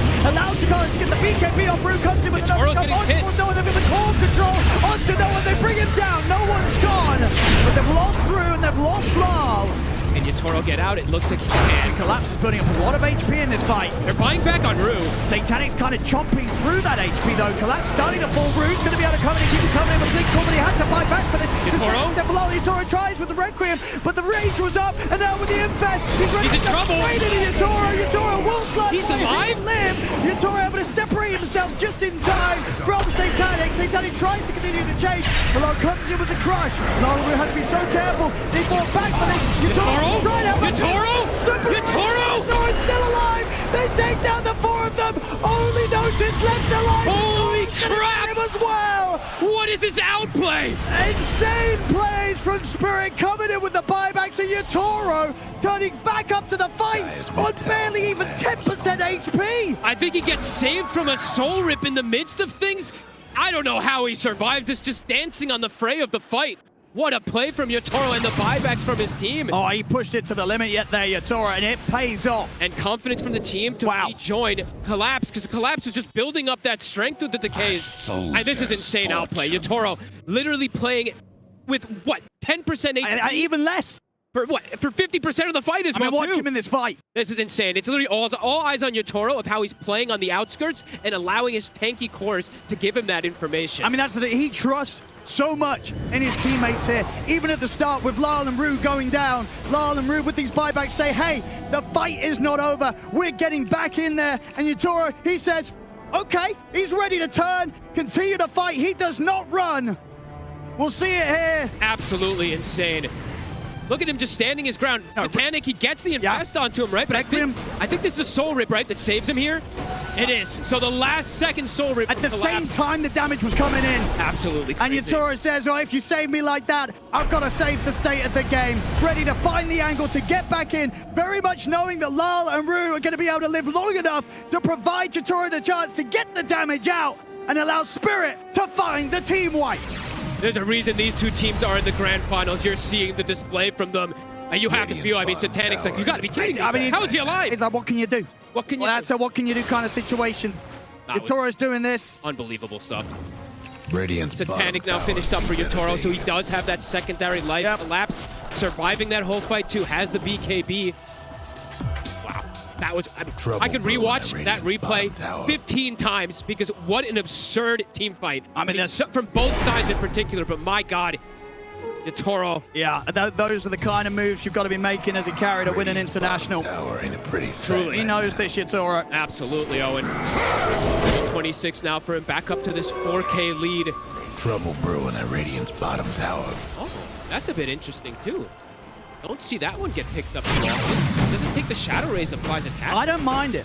And I'll tell you why, because that little bit of a change can sort of catch you off guard. When you're trying to kind of hold back on the Rage and the Infest, it might surprise you. That's that true. little bit of a difference on the Requiem timing, it could trip up even the best of carries. I don't think I've seen anybody take this talent It's instead big of break. the other one as a carry. And these are the sort of moments again in the international grand finals to do stuff that's going to be just that little bit of a difference in feel and vibe that catches the enemy cores off guard. This is such an amazing game. Best game of the tournament so far here for me. 40 minutes in, super even. Yeah, both teams absolutely with a chance. As much as that fight was phenomenal for Yatoro, did obviously mean that they had to use It was a lot of buybacks. It was. This can be punished by Vision. Hey, buybacks feel like it's going to be the name of the game, this one, right? Earth Spirit did use the last buyback, ends up winning the fight. This time, it's Spirit with the buyback, so could see it go the other way again. Well, that's the right thing, 'cause afterwards. as impressive as it is to win the team fight in that fashion, it's not the way you always want to do it, right? Sure. The plan is never to sort of let your carry get to sort of as close to death, the edge of death as the situation was there for Yatoro. That's not always plan A. And So, now, also, Vision, next time round, if they're able to push him over the edge that little bit more, the outcome could be vastly different. level 25 starting to get hit. Lifestealer level 25, Underlord, Shadow Fiend, and the Slardar and the Undying. So 3 level 25 cores on the side of Spirit. So much money on Satanic. He's got pretty much 5k gold. Because he has to eat the Aghanims, and he's still considering what he wants to do. If he wants to get more damage or a back. They're going to see Yatoro. They're kind of going to go straight over the wall. Roots keep it coming in with a call. Has a bit of control here. On towards Satanic. The hex out of Yatoro. Panic. Maybe he's trying to stand it. Yatoro. But Satanic's bringing Yatoro down low. Too much damage. Take him down. Yatoro's gone. This time, Satanic reigns supreme. Ready to go over towards Collapse. He'll try for the BKB TP out. The damage is It's too there. much. Satanic gets the double. Oh, just like that, might be able to push toward the base. The Undying respawns. Does have the Ceaseless Surge available, but no Yatoro for 80 seconds. I mean, it's always going to be the difference maker, right? If they can kill Yatoro at the start of the fight, That's the key. a much different outcome to these team fights. And 9 class now, I think this is the 3rd time I've seen him be able to steal Corrosive Haze. So that extra physical damage, it makes the difference. Oh, not me, might try for a steal. Oh, no, not going to get the chance. They were ready for it. They had to outplay pretty hard in that last fight on Spirit with the buybacks, but now truly seeing Satanic able to stand his ground. He's able to just stick on top of that Shadow Fiend, has the damage. That's a big Aegis too. Pressure Shard as well. And 9 class, honestly, do not steal another spell.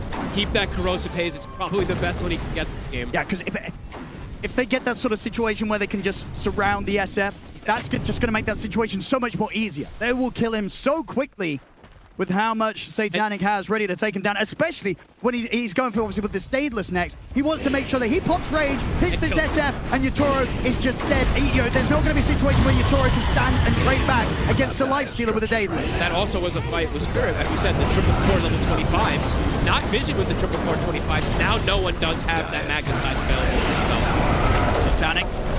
Second till Yatoro respawns. They will respect it. They start backing away. He finds some sort of grab. They see them. A great ward. Risky. Very good with a blink out, but Lali's caught out on the low ground. Has to put the BKB. Turns everyone's no one, but no one gets the BKB over the second Yatoro. Once they get the damage into no one's gone. They get the core control onto one Satanic. Satanic puts the Manta.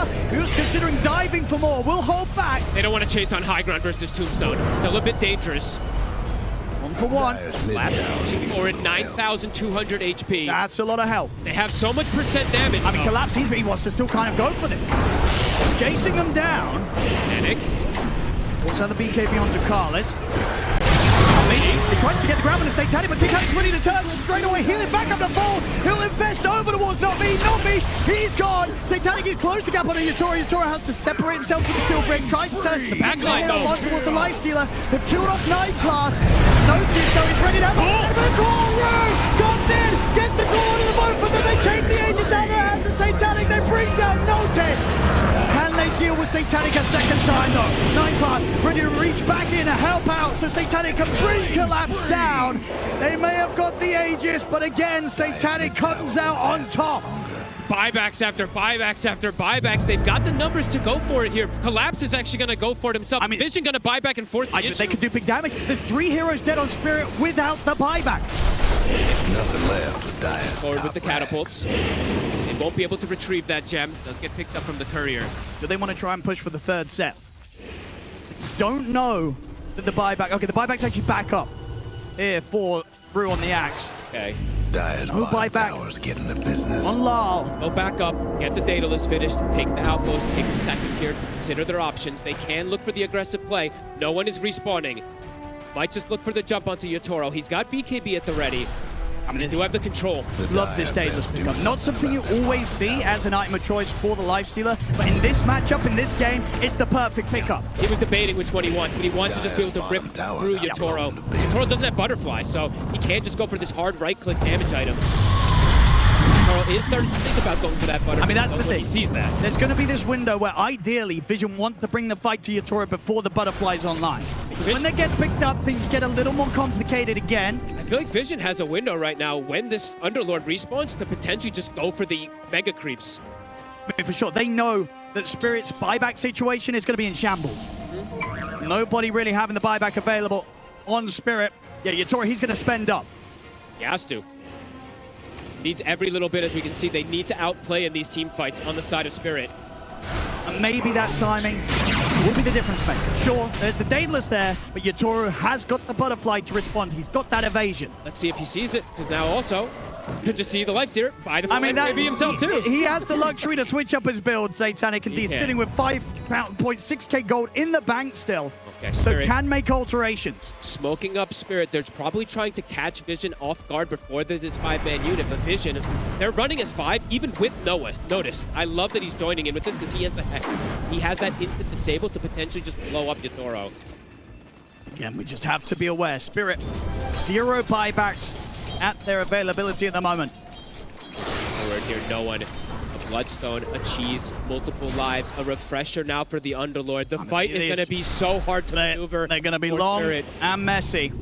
There's going to be so many of these pits. No one.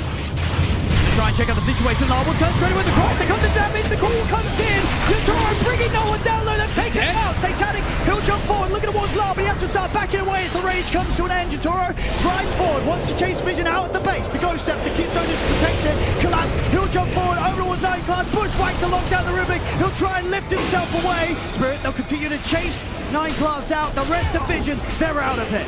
Spirit just so good at recognizing how they can fight, and no one not giving respect to the damage. I think he thought, because, oh, I have Infest, I have Cheese, I have Bloodstone, I have enough to be able to take through all of this.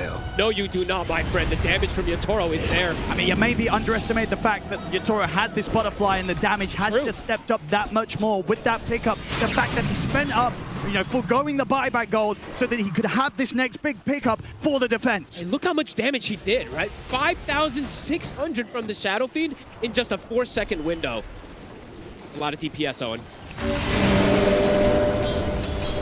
And continuing to deliver 50 minutes in, just a 7k lead for the side of Vision. Spirit showing they can fight even without the buybacks in that fight. Do they want to go for more? Full minute without 9 class. Up to Yotaro. Might look for the jump. I mean, if a hero does show, they can pop him. Satanic, a little bit harder to grab, but the other heroes for sure. And you do see Satanic. He queues up the MKB immediately when it's going to be needed. Radiant's mid tower. And what's it going to be? What, arm out for the MKB? Absolutely. Nothing else to replace. So. Well, unless you want to play without phase boots, or is that? No, you need mobility. No way. Yeah. This game. So close here. Both teams playing so beautiful. Execution, absolutely everything here at this point. If we saw Ducalis, they're trying to pick up some of these Aeon discs, but there's always the answer. We've seen this Nullifier from Laurel a couple of times now, really tripping them up. That's why you did see no one selling that Ghost Scepter. It's been some time that he sold it, of course, but yeah, they have the answer for these Ghost Scepters in quite a few moments. We'll just go for a quick little Tormentor here on the side of Spirit. Actually needs a shard. It's okay, rude. All right, pretty decent one. And not a bad one. Yep. Hanging on to the greedy still for Rue. Looking to still get that increased greater healing lotuses. How many of these do we have across the board here? It's just, okay, it's 2. So Spirit have these extra heals to pump into Yatoro. Vision not having those lotuses at the moment. And damage bottom. Oh, and Ooh, this is a big one. And they still have the bottle right, so they can ensure that they hold it for the prime moment in the fight.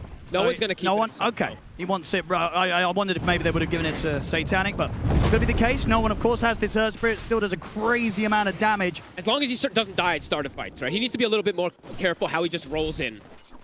Either that or 9 class has to 9 class has to be there for the lift bailout if he does roll for that. Because that is the thing, right? No one, he does have to be the one that initiates. Nobody else is really going to be going in first out of the line. They can use this just a Fiend's Gate to give vision, to give the information. Sure, okay. I think that's the key thing. So for me, no one in that last one, he kind of just YOLO'd without vision. I think next one, you throw the Fiend's Gate at least to get some information, and then you can maybe pick and choose if you do want to roll in. As you see, they have the damage for him. They will blow him up in one shot. We will just link call him. Laura will just corrosive phase him. The Spirit is now with the gate.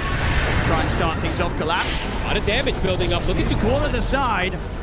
Yatoro's seeing if there's going to be an angle to get in on this to try and help Collapse out. They're trying with the wraparound, but Collapse, he's already gone. Satanic takes him out very quickly. He's got Ceaseless Thirds, though. He did use buyback before, but he can rejoin into the fray with these boots of travel. Odds 2, in fact, so can't keep right in. See his team. He probably tells his team, guys, don't help me. I know I don't have buyback, but I've got the Ceaseless Thirds built in. Roshan is back up. Both teams take this down very quickly. Oh, a big steal, actually. Didn't notice this one. 9 class has the Tombstone with the Shard. So even he can bail out in multiple different ways now. He can lift, hold him out, Tombstone protect no one as well, too, in some of these scenarios. Vision, they're going to try and see if they can get a grab outside on the map. Kind of bluffing that they're doing the Roche to potentially get a catch on top of the ward. Bukalis stepping forward, trying to protect his ward.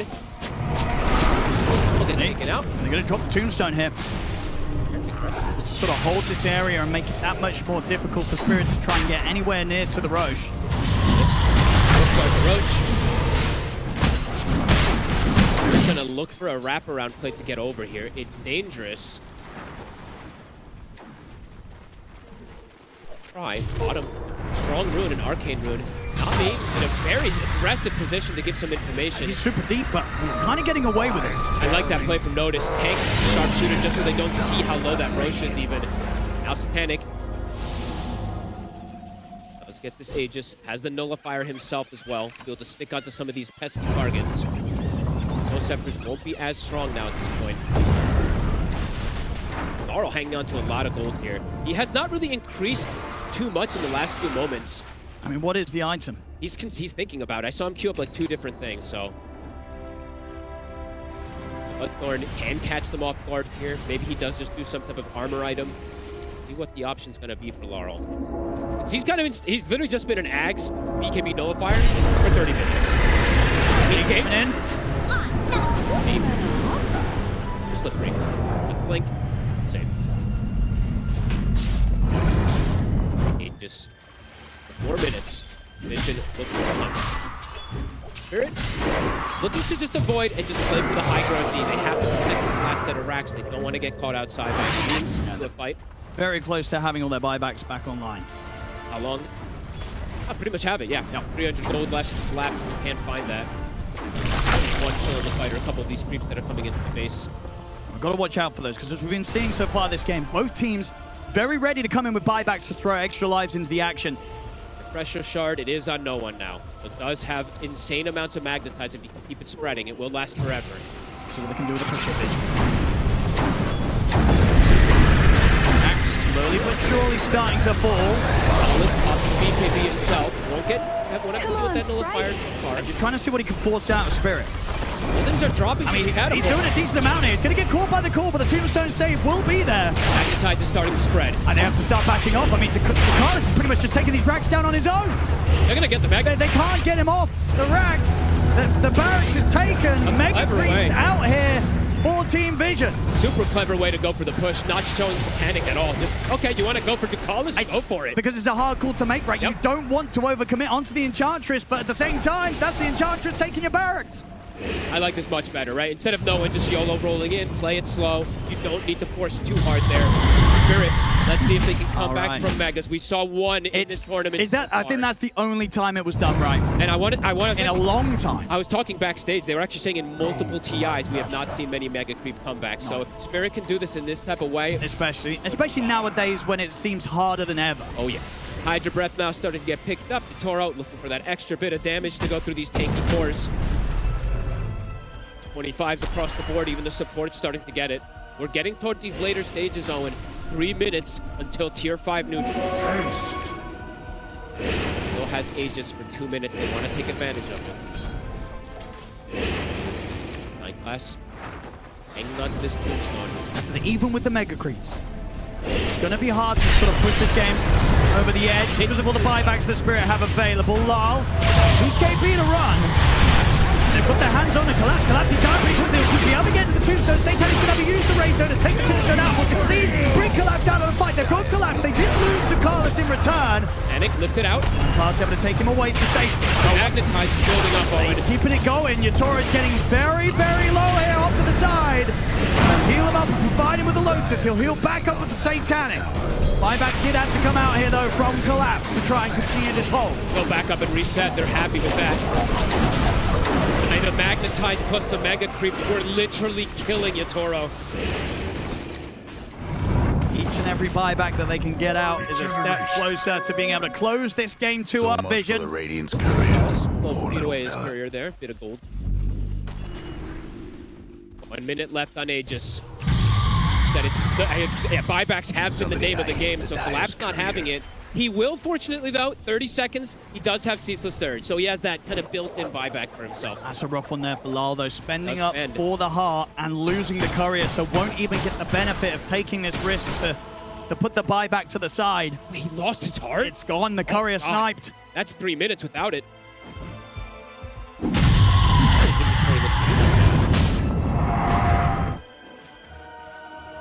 Might be the saddest 59 inventory when you look at it without that courier.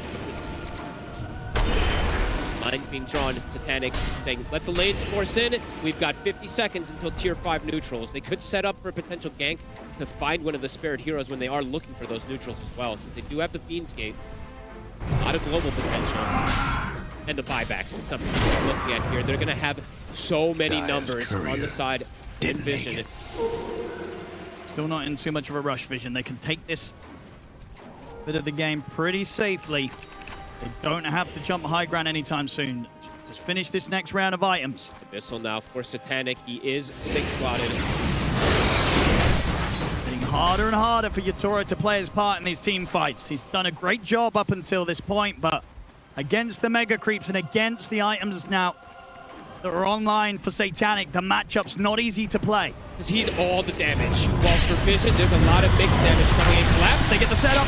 Roll forward straight away. They're in on the Collapse. He's out. Buyback still on cooldown. Sees the Stir. Okay, so he's got this final life, really. Toro looking for an angle to catch 9 class. No Scepter's there. Need to be in their shoes. Jumping forward. Very aggressive from not me. And he tries to see if he can get a catch. Might be the case. Too bad for Vision them. already out. They're trying to take fights on their own terms on Spirit. Vision, they're trying to take fights on their own terms as well, too, with the patience that they're taking, stepping back 60 minutes. Let's see what they find. 1 minute until the heart is available again for Lal. True. And we've got to keep our eyes on Yatoro. He's got a lot of money. So just sort of a question of how he's going to shift up the build. Outside of space. They get the call on both of them. Do they have the damage though? They're going to try and focus on 30 heals. Just keeps it safe. We'll use the BKB to fire all the way. Stays on top of it. Eating him. The heals though. Yatoro back up to pretty much full HP. This time round, Yatoro wins the battle against Satanic. Gets dunked. Base. The creeps are doing it. They get back to defend. In fact, they might just do it. The TP back. Can they hold? They'll get the creeps off the base in time. They'll kill off Ducales, but my goodness, that was a little bit too close for comfort there, Fog. The Ancient falling incredibly low. Oh, and they use the glyph as well, too. There can just be a position where they just buy back and all in for it. We'll see if they do something in line with that. Anybody got a Crimson Guard on the side of Spirit? They need one desperately right now. They're going to have to make that purchase. Not me. On bottom. Over the call. Got enough to burst through 9 class. He's got noticed by his side here. We'll get the lift up. Through. Can he finish 9 class up? The battle hunger stacking up. He will. Rapier picked up here. It's absolutely required. There's the Crimson for collapse. Okay, they've got some of these tools, but look at them waiting. They can just Fiend's Gate in and just all in. They really could. And I think they might just do so. Oh, and amp damage, Jotaro. But is it enough? This game is absolutely insane. Can Spirit really turn this around? They've been mega creep.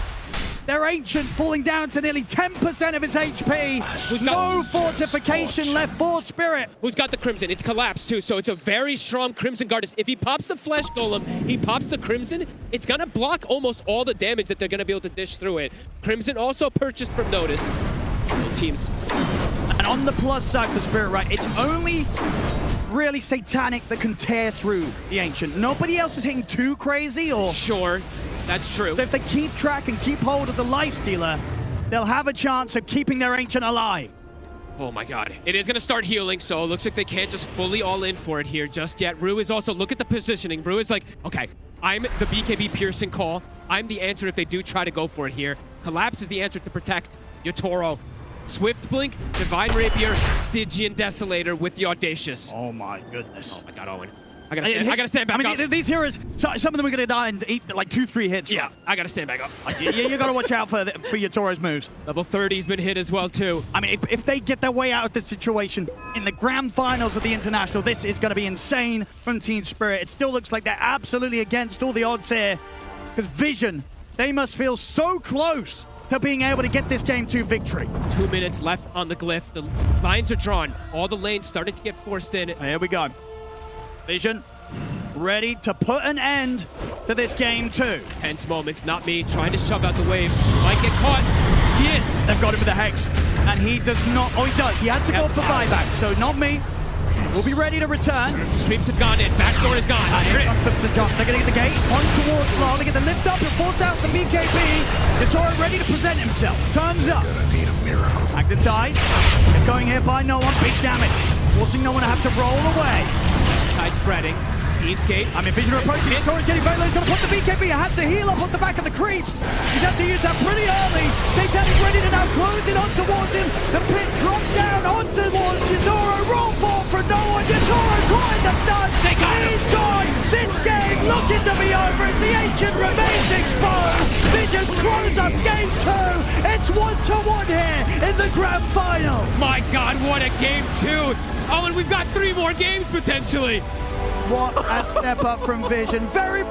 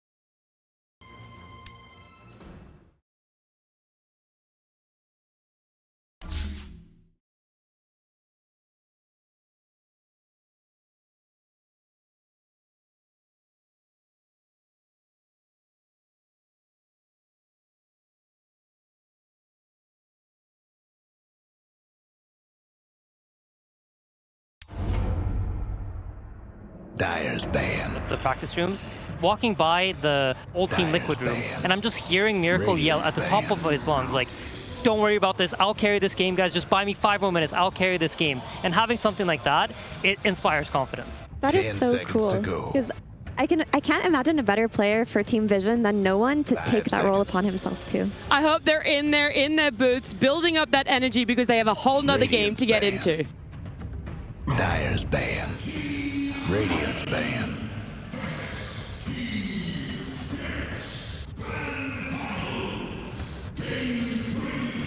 Ten seconds to go. Game number 3 for our grand final, where we've seen one apiece right now. Both Time Spirit have gotten off to a strong start for themselves, and so having first pick again for the side of Vision here, just like we had in game number 1, are they going to fall into that trap of trying to call Spirit's bluff again? They did that with the Ember Spirit. This time around, I feel like there could be a little bit of back and forth or toying, not necessarily with that hero though. I think Vision want to steal SF, actually. I think that's the hero that they're focused on with the Darkseer van.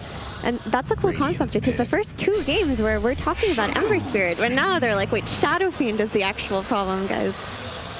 Yeah, it's a cool adjustment, and it's another testament to how these finals shift and change over time, priorities move. And I do like that Spirit banned the Earth Spirit. I think this hero is just too stupid. And they gave it a try. I think they experimented in a sense, saying, can we beat even this hero? And they lose, and they're like, okay, that's fine. We can ban it. We had sort of space here. We decided that this ban is sort of free, so let's see if we can get an extra free one in there and beat this hero. Yep, absolutely. We have, however, seen Team Spirit beat Shadow Fiend today, right? They did it earlier today. In that game, they did it with a Terrorblade. I think here they're realizing that either we have to pick the TB now, which we absolutely don't want to do, because then it's going to be playing as a ton of counters. So, or it's going to get banned out, so we might as well pick a carry that we actually want, or a hero that we actually want, that we know can match up well against the SF. That isn't a TB, but it can be picked early on. I do think that they place a lot of importance in the Nature's Prophet against the Shadow Fiend matchup, because when they opened the game number 2 with that SF, one of their bans was the Nature's Prophet, and whilst at the time I looked at it, I thought it was just maybe taking it away from Satanic. I actually think it's deeper than that. They really do believe in that carry-to-carry matchup being favorable to Nature's Prophet now. Yeah, it's another ranged hero that sort of gives you the similar turret thing of you have heroes that can go in and now you stand and hit, but it's got the extra added wrinkle that Nature's Prophet is a very fast hero, and he's very good against these ranged heroes that need a little bit of time to get online. So not only does he have the ability to stand and fight you, but he can TP on you early, take your tower, and add the momentum on top of the scaling. And so I agree. I think it is a sort of game read counter that they believe in, and I think it makes sense. It's also a hero, I would say, if you just look at these 2 heroes objectively, you put them in a demo lobby, you let them hit each other to death, SF will always win, right? So you're looking for Spirit. How do we amplify this? How do we amplify it either through gold, by like getting him ahead with these quick moves that Quinn talks about, or what heroes do we pair it up with in order for him to be able to outscale the SF? So something is going to be needed. The support bans would have fit the build that you're talking about. Like Clockwork and Undying, heroes that can get on top of SF, dive him with things like Tombstone, that enables Nature's Prophet. Another hero that comes to mind is Tusk, but he did fall off a little bit during this TI. So I was also really confused. The arena screens were showing NTS, and I think it was maybe X-Nova. I missed it very briefly, but a lot of Chinese superstars in the crowd getting amongst the grand finals hype as well.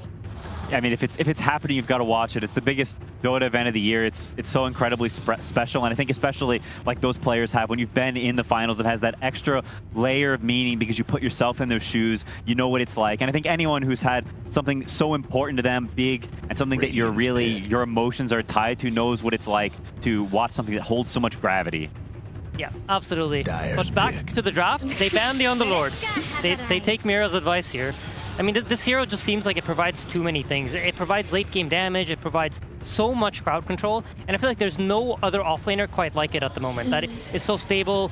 It seems like as long as you pick it together with Rubik and you don't get Rubik yourself, you're almost always going to have a game. Regardless of how poor your lane is, it's going to have a way back into the game, and it always has high impact just through its spells.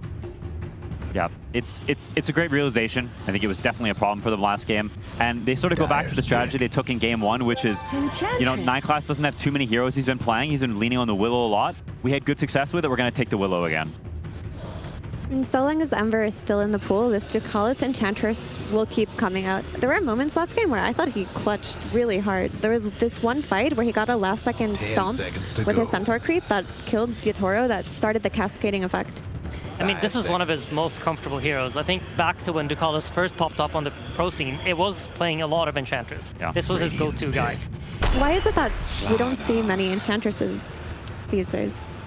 I'm actually not sure. I mean, usually what ends up happening is that other heroes that jet out, but if you look at the bans here, most of the really popular position 5 heroes are banned out. So that leaves you take away the S tier, and now you enter the A tier, where Enchantress obviously sits somewhere in that range.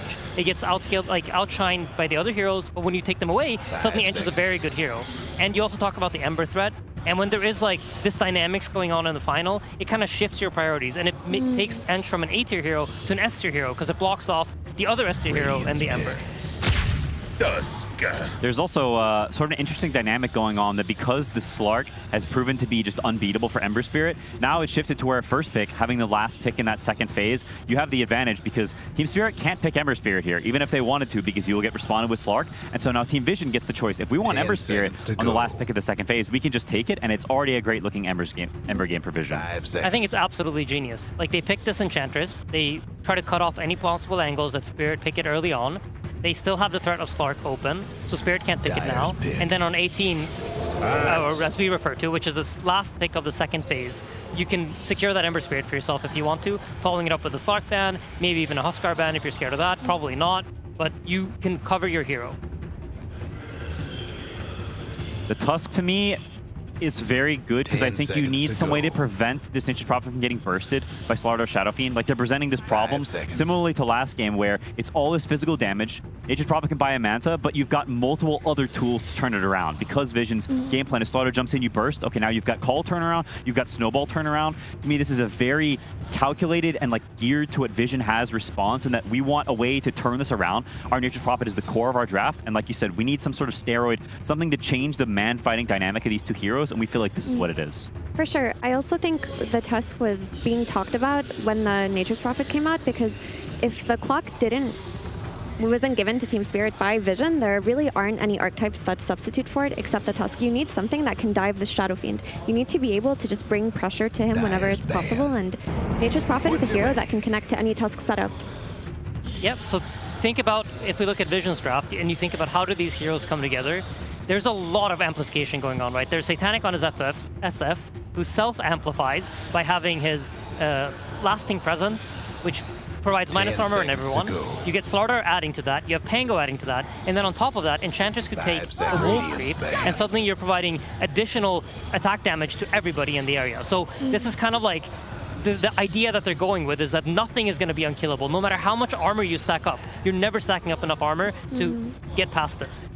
Yeah, I also think this Pangolier pick is actually better than the Ember would have been because it gives you an opportunity to break Spirit's response to your jump. So Slardar jumps initially. Now you've got a Pangolier who can jump the backline, roll around, and make this Tusk and Axe's life hell. So it's not as easy for them to just blink in compared to Ember, who until you get an Axe, which is much later down the line, it's not as easy to disrupt the backline. And so Vision realizing that and saying, okay, we see what you're doing here, and this is our response to that. I think this is a very calculated and thought out back and forth here, not just a we see what you have and insta pick the #1 Dota buff counter pick.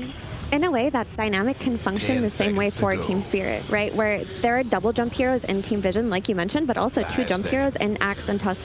The issue with getting the 2 jump heroes on Spirit right now to that moment is that their lanes do seem a little bit harder. You've got this Axe who's going to be going up against the SF, the Tusk who is probably just going to be pulling waves because there's really not that much you can do after that, and the Blink Daggers are going to be delayed because of that. Whereas Pango, he doesn't really need a Blink Dagger. He's just got the Rolling Thunder, and Slardar, he's got the Sprint as well. They have more gap close naturally early on than Team Spirit. Yeah, it's definitely true. They may consider swapping lane supports, putting Tusk in the safe lane to help with that a little bit, or altering things. I know Team Spirit is a team that's very good at recognizing potential problems in the early game and swapping things around, getting creative, moving their heroes in a way to combine and get kills so that they're enabled to reach their mid-game and late-game timings. Yeah, I would like that a lot. And then you can just send Tusk through the gate to dive the SF after Willow sets up with a Bramble or something. Yeah, exactly. I mean, for Spirit's side, what they got going for themselves here, right? It's a lot of early game pressure again. If you think about it, Axe has a slow, Willow has a root. There's a lot of ways to slow down the SF to allow for the Nature's Prophet to TP in, or like Mira said, have Tusk connect from the gate, which also sets up for the Nature's Prophet. So for Spirit, it's all about pressure. It's all about tempo. It's all about how do we connect our heroes, how do we outnumber them. And I think what's cool here for Vision is they're saying, we like our draft, our heroes are good, we just need to come online, right? So how do you prevent them from coming online? Well, you destroy the Pango mid. You send them into the abyss, as Quinn would say, and they've banned the 2 heroes that can do that. They've banned the Snapfire, they've banned the Monkey King, and they're trying to secure themselves a good laning phase. Because even if this Ember comes out, which traditionally was pretty good against Pango, it's not that punishing. Yeah. It's very true, and also because they have the Slaughter SF, they have this minus armor. Some of the heroes that we've also traditionally see against a Pangler, something like a Huskar or a Lina, you don't really want these heroes because, yes, you may win the lane, but 5 minutes later, you really wish you were another hero, and it's also not particularly Laurel's favorite type of... That's a Marcy. Very observant of you, Quinn. I'm very proud to have you in this battle. I mean, this is actually one of 9class's favorite heroes. It's not one we see very often recently, as Mira said, he's been puppified, but I think it is a pretty cool pairing with Slarar because you can just jump on top of Nature's Prophet and you just slam him together. You crush him, and Marcy punches him in the head, and you take it through this guy. I mean, you're seeing it. The only person who does like it is on the side of Vision, and it's 0 pick, 0 ban. So again, this is one of those things that falls back similar to when we saw Disruptor come out for the side of Spirit. I love this. This is the creativity that you need to be bringing into a grand finals. This changes the dynamic of the Spirit safe lane in a very big way, because before, whether you were laning against the Slardar or the Pango Flex, your Nature's Prophet was going to have a good time. He was just going to be right-clicking them, free farming. You bring in Marcy, and all of a sudden, Slardar becomes a killer threat. He's not just a hero that you can beat up. He will be on top of you. The second you have level 2 rebound, there's not that much you can do on Nature's Prophet when you get connected on. Yeah, I mean, luckily I think now the Tusk has to be in that safe lane, right? The idea then is like, you're going to have to use that snowball to dodge that stun, and that way try to like battle out the lane. But it absolutely is. Okay, they changed it up. Let's see. Oh my, wow, TB didn't get banned. Yeah, so they just fully did not expect Laurel to be playing the Nature's Prophet, and now they've got an incredible TB game. You talk about minus armor, well, TB is the king of armor. He has like 10 armor level 1, and it only goes up from there with the items he buys. So a lot of your strategy, the way focusing down one hero with right clicks, has been nerfed pretty hard. I just assumed TB was banned. Like, I just didn't even think about the existence of this hero. It's honestly an amazing pick, because if you take a look at Team Vision's draft, they have essentially no magic damage. Yeah. And the way you usually beat TB is by heavy magic damage. So this is a very good Terrorblade game. Laurel and Nature's Prophet, however, for me is a little bit of an unknown. I haven't really seen him play that much. I wouldn't say it's like he's a typical Nature's Prophet guy.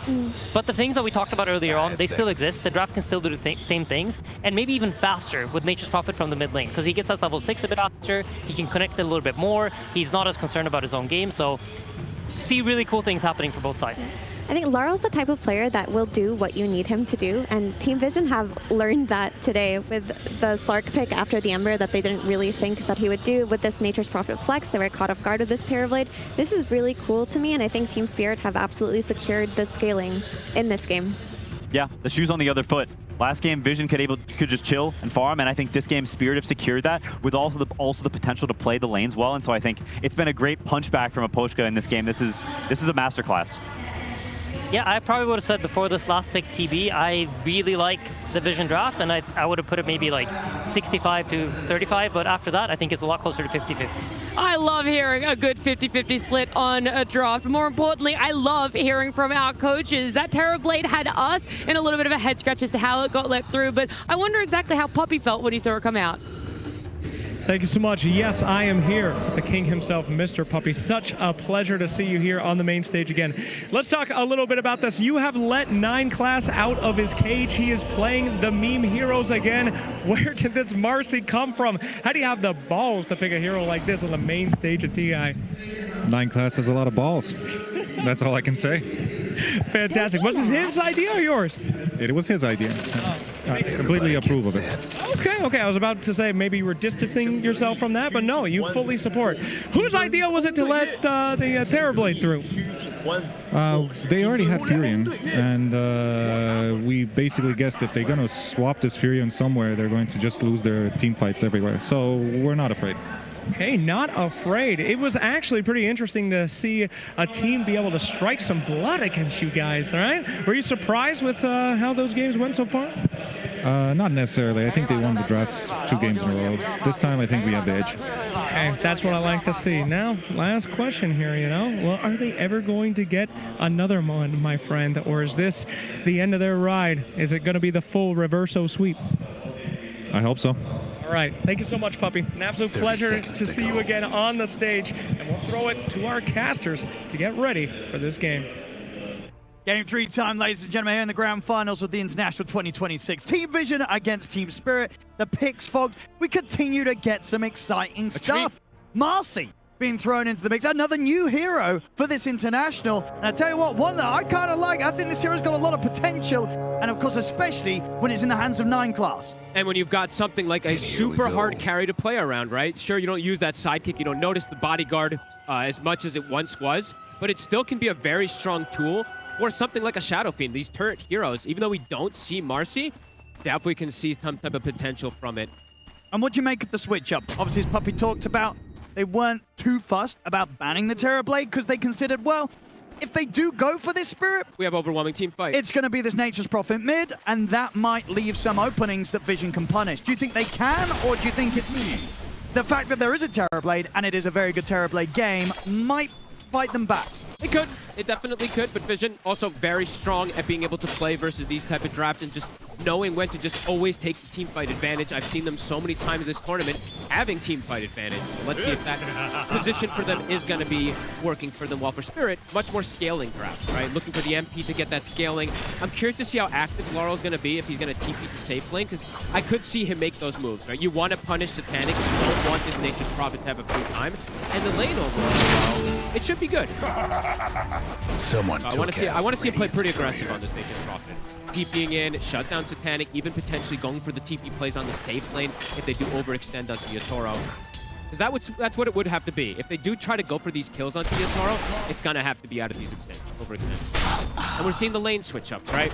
Instead of having the Marcy with the Slardar, since it's a Terrorblade down there now, they put the Marcy up top with the Shadow Fiend. It's a strong pairing as well. And they've done this a couple of times, right, Vision, on their run here at the International between the supports. They have that flexibility, and I think last time they made that switch up, it went pretty well for them. It did, and it's a lot because they end up leaving Notice alone. Lucalis gets that level 3, and he starts sandwiching on the mid wave. And Laurel, right, Nature's Prophet playing versus Tango, you definitely can't be dove. Not me. Praise comes in. He's healing. He's healing. He should be all right. I mean, can 9 class get in range for another dispose? He can. Tree plant. He can't quite grab him. Can't see him. Nice play there from Not Me. Now able to beat back onto him, even though there's that movement speed advantage from the Marcy. Not Me with a little branch play. Actually, he's able to distance himself a knife there. I look forward to see, of course, what Satanic is ready to do on the SF. Last 2 games, he's been watching Yatoro play the hero. Sure, Yatoro didn't win last game, but still individually, he had a pretty good game on the SF. Satanic, he's ready to try and see if he can replicate that on his own Shadow Fiend performance.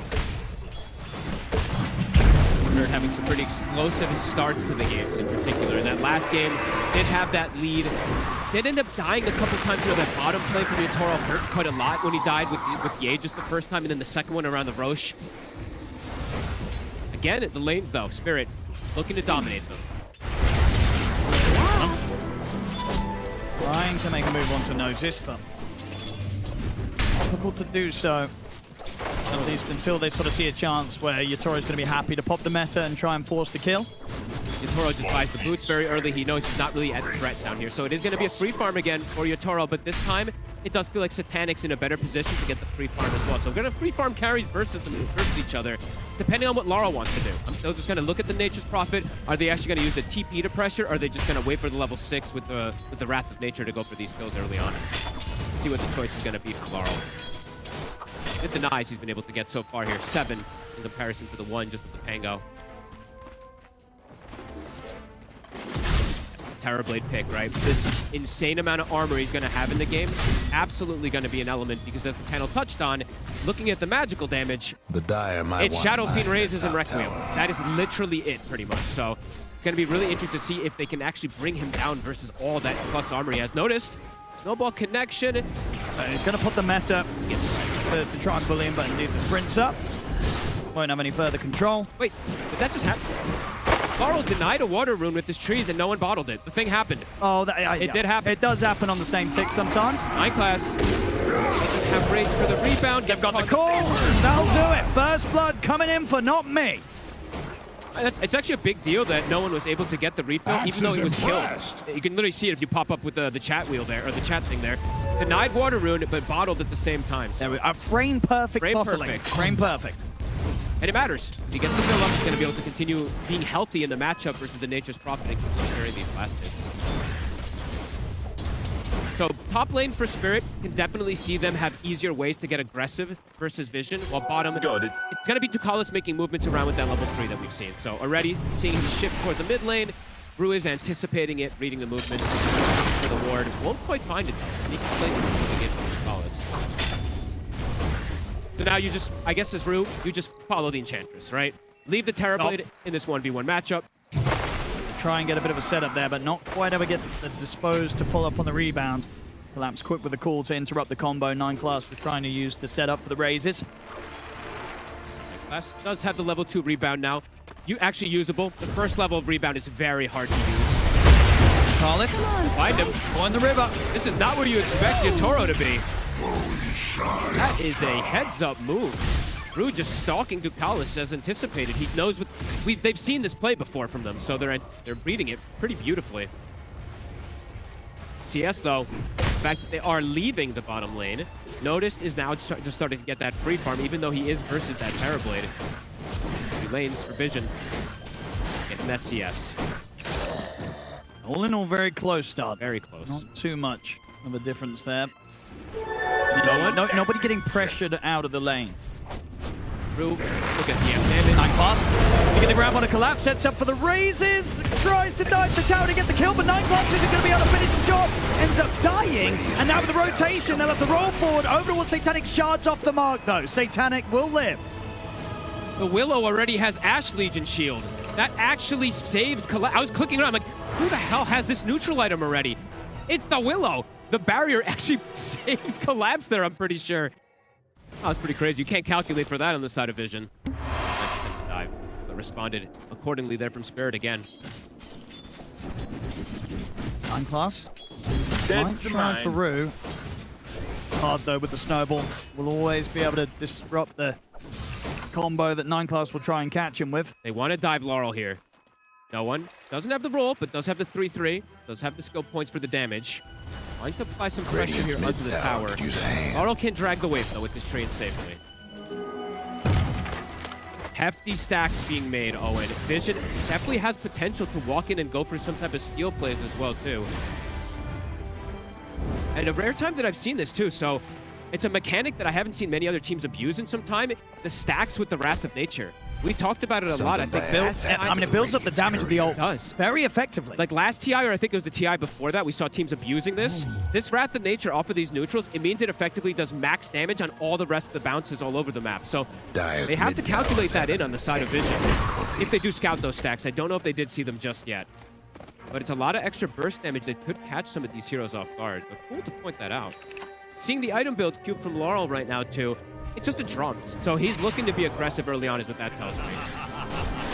Not your usual pickup from these Nature's Prophets. I mean, that should allow him to turn up and ensure that Yatoro can kind of take these early objectives. Yeah, and he can kill buildings pretty quickly too, right? Just being able to beat on them with the treants, with the drum. Cool itemization if he does. Ducalis is going to now go into that triangle, going to start scouting these stacks out, stealing some of the creeps as well, so we'll limit some of that farm. Will he get out for it? He's coming in from Lyle. He's ready to block him off with the Sprout. They get in front of him with the trees. Trying to get some body block, sets up for that big hit from the Nature's Wrath. Will succeed. I'm happy to see a team doing this. I think I talked to like 5 of the players during this tournament. I was like, how come nobody's doing this stacking thing with Wrath of Nature anymore? So happy to see the Spirit is in preparation with that. Collapse. 9class trying to prevent it from getting TP out. He's got the rebound. No one's coming in to help. We'll get the call off Collapse. Rolling Thunder's there. Collapse is going to try and juke it. He's speedy. But there's only so much he can dance around. And Takalis comes in with the slow Collapse. He's going to run down the river. He's actually running back in at them. He gets the dunk. Are you kidding? That's ridiculous. What the hell? Collapse. He'll take that. The 4 heroes to pretty much turn up and try and take him down, and he gets a kill on the way out. And in the meantime, look at Toro. He's a great space, my friend. I will show up and push this tower here. Vision still farming very well, but 5 quick kills for Spirit. Toro turning up these very early fights. These jukes, the river movement speed absolutely coming into play there. Also having the Stone Feather Satchel with the movement speed as well. Does come into play, of course. As we saw last game from Yatoro, you know, Team Spirit's cause, they know when to run back in. Doesn't matter how low they are. They see an opportunity to get something. They'll get back in on the action. Vision, though, yes, they brought 4 heroes up there, but not moving with Notice, which is the important one. Notice is like, guys, I'm having a very free lane. And we do have to talk about how important Notice was in that last game. Besides just the Fiend's Gate being, or the hits being absolutely insane, the damage mitigation he provided in that last game was huge. This game, it's not damage mitigation, but it's damage amplification, and it's the Blink Dagger, right? It's that initiation tool for the team that he's going to have very early, which is really good versus 4 of the heroes. Sure, versus the TB, not as great because he's got that high armor, but versus the rest of them, it can be very strong. Close that gap in personal. Staying very even on the gold, despite the early kills that Spirit are finding.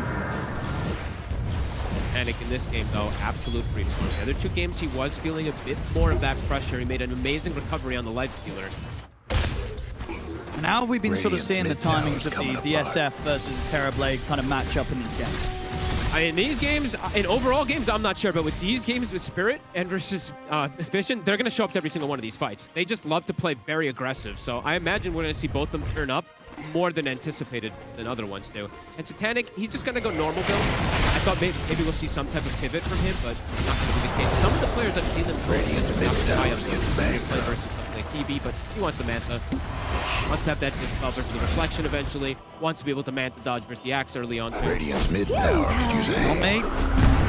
Guess what's happening? Get the Shadow Realm off. Got the fear. We'll be able to stop further raises. He's going to try for the TP out, but they've got the way to put a stop to it. That's not me.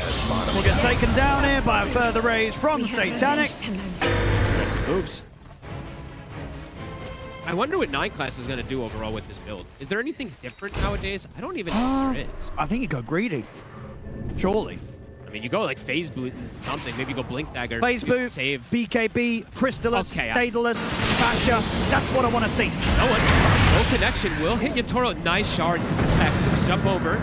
Still going to be able to jump in. There's Notice coming in with a crush. They have to be careful. Potential Thunder will get it off, but he's surrounded by the whole team. The snowball save comes into play. Rolled up to the high ground with the stun into the Requiem there. Satanic gets the double kill. Oh, Vision. They've got a really good position right now to play this aggression with this Blink early on Notice. I mean, you said it. Both carries looking to turn up, but Vision there as a whole. They had the stuns. They had the setup. The Requiem. It's going to win that trade every single time here in these early moments. This mid-game, it does feel like it's going to be quite hard for Spirit in particular since they're playing versus this heavy team fight and this Sparta with this early Blink. Carl, he's not going to really want to turn up too much. He's going to go more greedy route, go for the Maelstrom, go for this scaling potential eventually, but that does mean the window is going to be open for Vision to shut down Yatoro, look for the Axe, look for these kills to set the pace in this game. And that's the thing, right? They've got so much gap close on Vision. The Slardar, the Pango, the Marcy. They're going to look to get straight on top of Spirit each and every time in these team fights. I think he's just going to... Okay, good. He does. I was figuring he does this on the Marcy. You just go Blink because you're the save. You're like the Tusk. Yes, they go on the Shadow Fiend. You end up rebounding him and pulling him out. So I think this is the best option for 9 class to go for in this game. Panic. Trap is coming for him. He's looking pretty dead here. Quite far out on the top lane. And happy to see Laurel get involved now. I don't really want to see Laurel play too passive on this Nature's Prophet.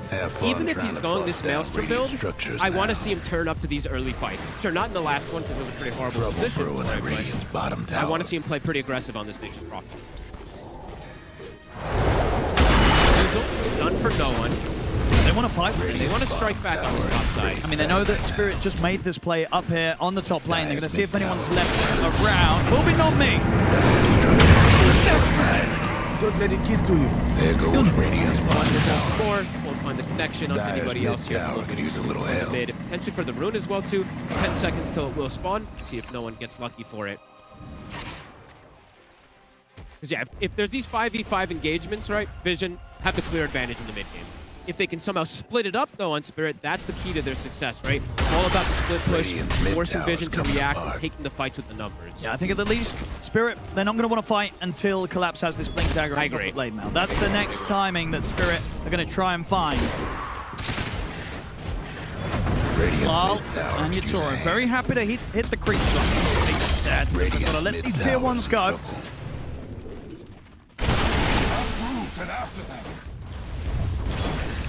Kala's getting a fair bit again, just like that last time that he played the Enchantress, just being annoying with the creeps, pushing them down the lanes, forcing someone to respond to it. He scaled pretty well that last game on the end. She was very annoying with how much damage she was doing even onto some of these cores.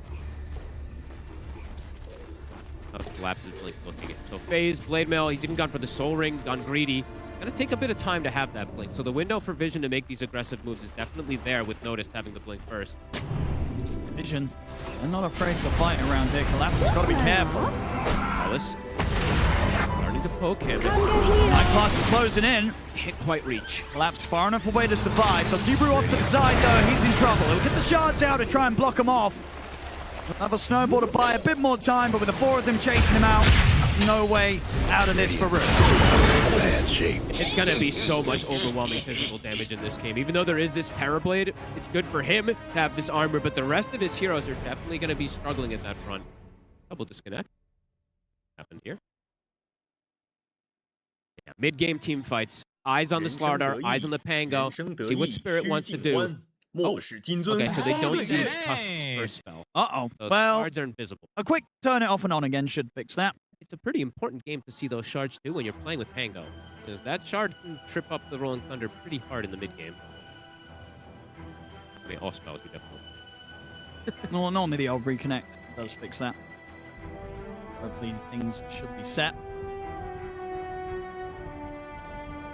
Find out in the next team fight. Both carries very close in the net worth. This game, Satanic's SF, Yatoro's Terrorblade, very close on both the levels and the gold. And it does feel like a bit of a different style that we're seeing from the last 2 games, right? Last games, we had so many kills coming into play. I feel like this one might have a bit more farming, especially from Spirit, like you're mentioning. They want to go for that hard scale. Right, but Vision, I do feel like they're going to play pretty oppressive. Look to just close the map, strip the tier 1s, limit the Terrorblade from finding places to farm. Much easier ways to execute these immediate jumps at this point with the Slardar on the Pango having this star. As you said, eyes on Collapse to get that Blink Dagger to be able to turn the fights at this point still.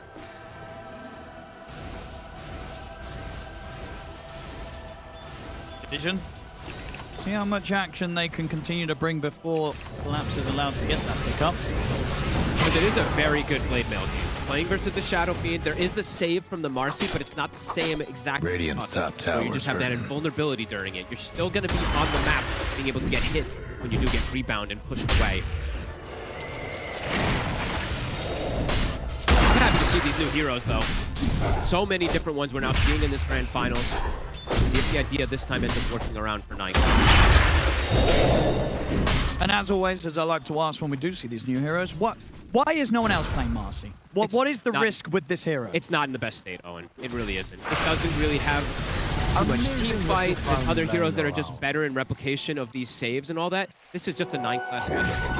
And why is that? What about this hero suits 9-class's playstyle as a support? It's just odd. It can scale. And then also, I mean, in particular for this game, right, it's a gap closer. When they were seeing the Nature's Prophet, they wanted that gap close to be able to bring the Slardar in. Even though the lanes have ended up being switched up, it still has that same potential to gap close, get on top of something that doesn't like to get got on top of.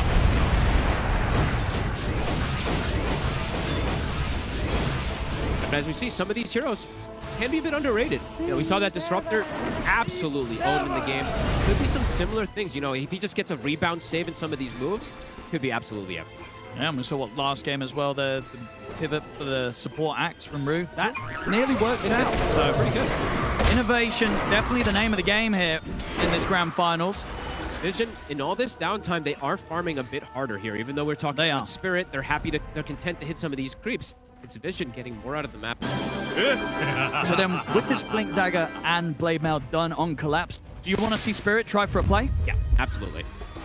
They almost have Blink on Rue as well, too. So if they do get a kill, they'll have double Blink Daggers to go for these fights. So right now, let's see if Vision is prepared for the move. 9class has to hug Satanic. See what they can get. Satanic's going to show. He's got the backup setup behind him. They're reading this move. Bit of a bait. Do Spirit fall for this? Not me. Doesn't look like they will. He's been spotted out to the side. Waiting around the rune. They'll get a haste. They won't jump in on this. They know that Vision's setting up for some sort of counterplay. Ooh. Not me. Quick with the Tumbler's toy. What the? See? Did see him coming, so did have a moment to be able to press it there, but still dodging it away. Notice now also has the shard, so very big damage potential for the side of Vision in these next upcoming fights. Still easier for them to take the fights. Spirit won't hemorrhage anything, though. They don't for the main play that Vision was setting up. I think they will maybe finish off this tower with the illusion. Illusions versus illusions. Satanics wins. Tower. 9class can get the deny. Mid-tower. Not quite. Not quite. Breach will finish the job. Nothing now. Yeah. So Blink Dagger done for the Tusk. Blink still far away for 9class. So now Spirit, much easier access to look for fights themselves as well, too, versus Vision. But the team fight, still difficult when they have the numbers on the side of Vision. Spirit wants to pop a target first. Through these quieter moments, you see Satanic farming just that little bit quicker than Yatoro in this downtime. I like watching. Look at 9class. Literally just hugging him. Not moving from the side of Satanic, because if there's a move that comes out, he can bail him out of it with this rebound. Starting to get points in the bodyguard as well, too, so that extra bonus that Satanic's going to have. And it is the most likely move, right? If Spirit disappear off the map, go for some sort of smoke play, you know that their top target, it's going to be Satanic. 100%. This bodyguard, I'm going to watch to see how much it can do in this game, too, because Satanic, unlike Yatoro, doesn't go to Mask of Madness, so he will have that lifesteal coming from the RC in the fights. See how much that actually matters. Here we go. Spirit, ready to attempt another smoke. Both teams keen to fight, though. Vision, so far, have been very prepared for these sort of plays. And no one has a full Aghanims for this next fight, too. He might be big priority number one. Do they kill him in a call? You notice. With the call and the blade mail up, they have the punch, the snowball, the control. The dunk comes a little early, but it doesn't matter. The damage enough to help bring him down. What? Got the rolling thunder. Found his way over towards Yatoro. Yatoro does not have mana for a potential Sunder. Doesn't matter though, Vision, they still hold back away from the Terrorblade. A little awkward for no one to go for the full commitment, but it's an arcane rune, so we'll just be able to roll, get himself out. Nice kill there from Spirit, finding the angle onto the Slardar there. Closing the gap on the gold. This is how they want to take the fights. They don't want to take head-on team fights. They want to kill one target first and then potentially look for the catch afterwards. Notice being slowed down. Collapse now. Hide net worth with that Slardar.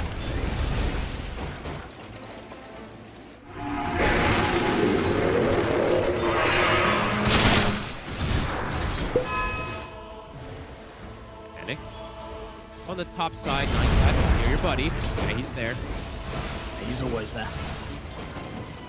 And both sides in this game having some clear BKB piercing disables, of course. We always do like to see with the lockdown some of these targets are. We won't probably see BKBs coming out from the cores in this game, though. Satanic and Yatoro likely to just skip them until way later stages again. There's a lot that goes through it. This roof. Right next to them, but 9class is ready to save. Oh, 9class saw him. He saw him! Gonna get the disposed straight into the crush jump from Notice. Just catching a glimpse of him as he tries to get out. He'll get the blink off, but with no TP, we're very, very dead. TP to the mid lane for the fight as well. Carlos has got the chase down on a not me. That round already being used. This round was Dr. Carlis. Collapse going to come up with the call. And the jump on towards the Pango. The Fear comes out as well, but Night Class takes him out to the side. No, he's caught in the river. Not the place that you want to be as the Nature's Prophet. Down there on the low ground. They just turn, kill off the mid instead. There's an ambitious move from Spirit to go for the play. Oh my god, Collapse almost gets caught there from the Distiller. Vision's just going to go straight for the Roche. They have so much minus armor. Likely to be able to bring it down in time. 30 seconds still till MP. Meta's still on. Okay, Meta's coming back up. And Spirit, they're not in the area for this. They can't fight right now. They have to let these objectives fall to Vision. What Puppy was talking about, you know, that heavy team fight advantage that Vision has in comparison. Laurel's playing this Nature's Prophet. And especially when he's caught like that. He being way too aggressive in the river as well, too. Trying to get that catch on this kill. Now Satanic has an Aegis to play with, and now even more so where they have that team fight advantage. They have the second life. They look to get very, very involved. I think this Marcy is actually going to come in really cool. I like the Marcy. I like it quite a bit this We've game. seen, you know, not obviously at this international, but many times before in the past, 9 Class show us some fantastic stuff with his Marcy. It might not be the most crazy, flashy stuff where he's, you know, his coddle, where he's popping off, taking over the game, but he's going to make Satanic look that much better in the game with the bodyguards, with the rebound saves, and he's about to have that Blink Dagger. So matching the Blink of Bruce, not by too bad much. Butterfly for Satanic also in this game. Going to be a big pickup. And the reason I'm mentioning the Marcy more so as well, besides just that rebound, the bodyguard, when something like an SF is playing versus Axe, who has this blade mail, that bodyguard, that lifesteal absolutely will come into play. He won't die during a call. Maybe if Lal and Yatoro are around, but if they don't have those two punching into him, Satanic will very likely survive through the jump. Radiant's bottom tower's seen better days. Get the push going themselves. We saw a similar push that Spirit was doing in the last game, but they didn't have their full squad with the Shadow Fiend. So Vision looking to apply this pressure with all the assists. Radiant's bottom tower's seen better days. Looks like they're not even going to try to go for the reaction. Anticipating that everybody on Vision is set up at the moment. I'm going to know right now that lost one of them bottom the decision to fight is going to be pretty much down to the calls that Yatoro makes. Yeah. Yatoro's not ready to go. They do not want to turn up. They're going to have, very specific conditions to look at those fights. Rue has the snowball and the blink. But he is Haze, so they see exactly where he is. And Notice is going to be able to continue the chase down in the river. Shards will block him off, but he gets around. Rue will have blink again in a few seconds. Jump's already there. Back online from Notice. They do manage to bait 9 Class in though, and Rue lives. What? Oh. They couldn't kill him, and Rue actually having the backup coming over ready to join him. Those are some beautiful individual plays coming in from Rue, just stalling out Notice. I thought he was going to die for sure there. 9 Class ends up being the catch. Toro turns up and gets a kill. Good little meta play for him. Butterfly now finished up for Satanic. Very strong timing. I mean, having that in this matchup, you know, Yatoro not really going to be able to fit any sort of true strike into his build anytime early. No, he's going to have to hope for that serrated shiv in particular around that tier 3 neutral if he can get the RNG for it. Satanic is super deep right now. Collapse. He's got the jump on 9 Class, so the backup is gone for Satanic, who does of course still have this Aegis, so he'll have 2 lives to play with. Notice him with a blink push onto Lal. Side fall from Satanic. Lal dying again immediately at the front of these fights. He is just so squishy. It seems almost impossible for him to play these team fights. He turns up, he dies immediately, Fox. Laurel could end up being a pretty big liability for the team if he doesn't continue to get this scaling. Shows up multiple times and just dies in an instant. Yatoro's meta was ending, so maybe a bit of a misread there that they should go in or not. Yatoro was like, I'm getting out immediately after getting a kill because the meta's right now. I mean, what do you sort of do as the Nature's Prophet in these sort of situations? You just not turn up to the fight? I'm not too sure. I see he's queuing up like 5 different items to try to think how he can fix this. Yeah. He's like, BKB? Nope, that's not going to help me. They'll still kill him. Physical, but he does need it because there's so much control. So it's tough to itemize for this NP. Similar as we've seen some of these Linas when you're playing versus all this minus armor. Big push coming in from Vision. They're seeing a window to be able to get a rack. I mean, they're so strong around this butterfly timing of Satanic. It's phenomenal.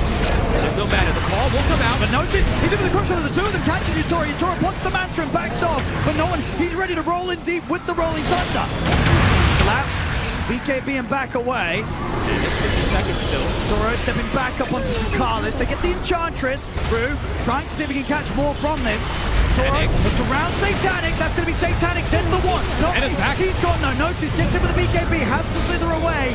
Can they keep Satanic safe? Satanic will go for the Requiem into the TP. They want to get out of this Vision. They don't want to stick around anymore. The cat's notice.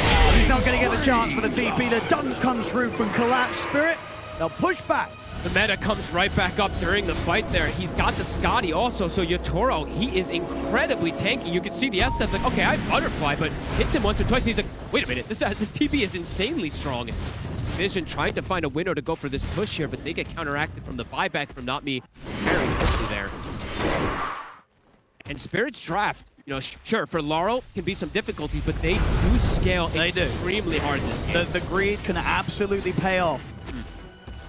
Vision really wanted to get some type of Rax advantage there with this Aegis usage. Not quite able to just yet there.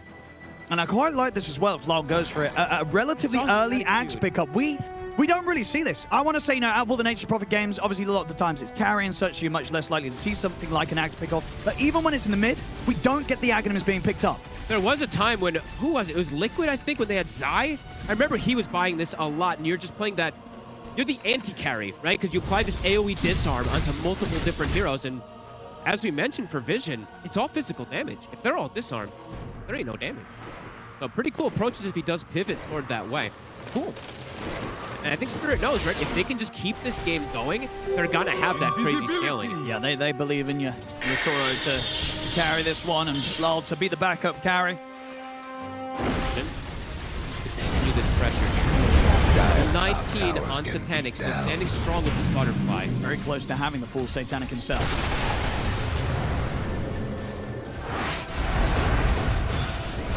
We have 2K lead at the moment for Vision. I anticipate that they wanted to get a bit more out of this mid game with their team fight advantage. Of course, lots of potential for them to also continue with the scaling. No one can continue as well. Simply for notice. Antagonists. I think we're truly in for a treat this game as well, too. These teams just on such even footing, matching each other's movements. Sure, this one, not 29 kills at the 29-minute mark that we did see last time from one team, but still very impressive little macro plays that both teams are doing. In terms of timings, in the mid. No one. Don't get Brew here.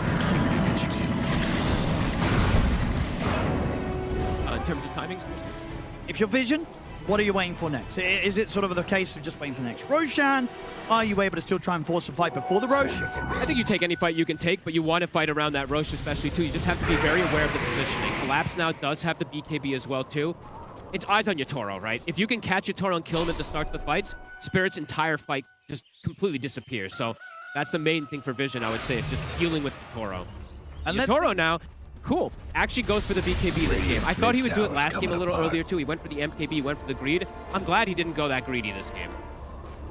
I mean, these two item timings are going to give them a pretty good chance to fight. So we see the Axe now done on Lal. Oh, they're very strong right now in Satanic. He's in danger territory right now. Gonna be ready to start going for him with the meta. They do have rebound to take him out to the side. There's the Axe Breath of Nature coming in with the Entangle. Catches two of them. Takes out 9 class collapse. He's ready to be with the BKB and the Blade Mail. He's caught Satanic. Satanic goes down as Yatoro brings in the damage. They're ready to try for more. Punch up onto Notice, controlling through the BKB. He'll still be able to slither away.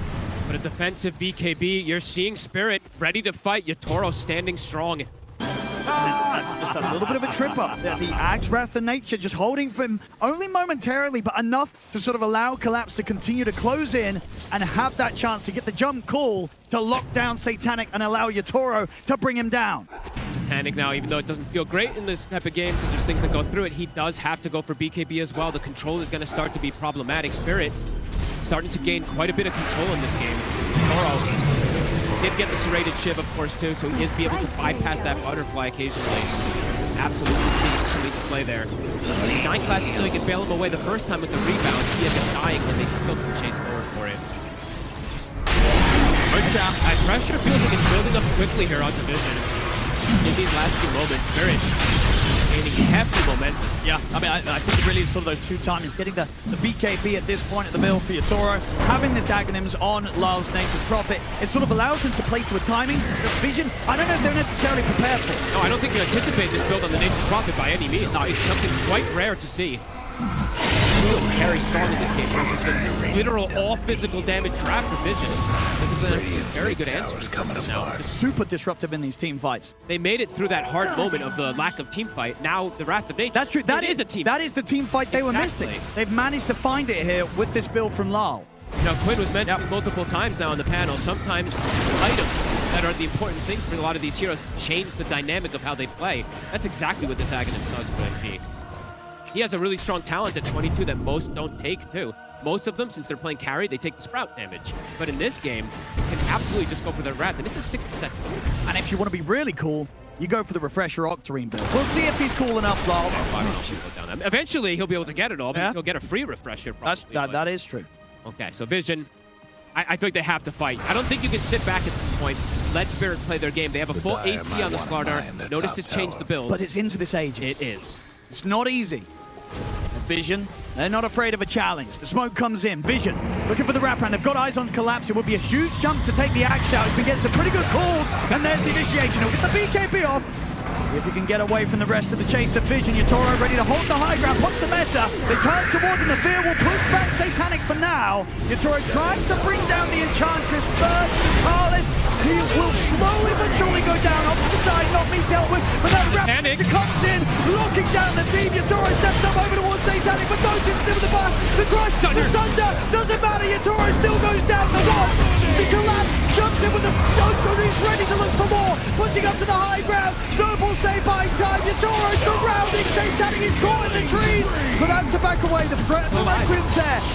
Yatoro stepped away from the fight. He knows the fight now. It's over. They've got to run. He goes for the TP. He'll get away. Vision, they survive through it, and they're able to push into Spirit and take the team fight. They keep Satanic alive. It's all these little things. The bodyguard lifesteal with the Satanic as well, too. Everything coming into play there. They're able to distance him away from Yatoro.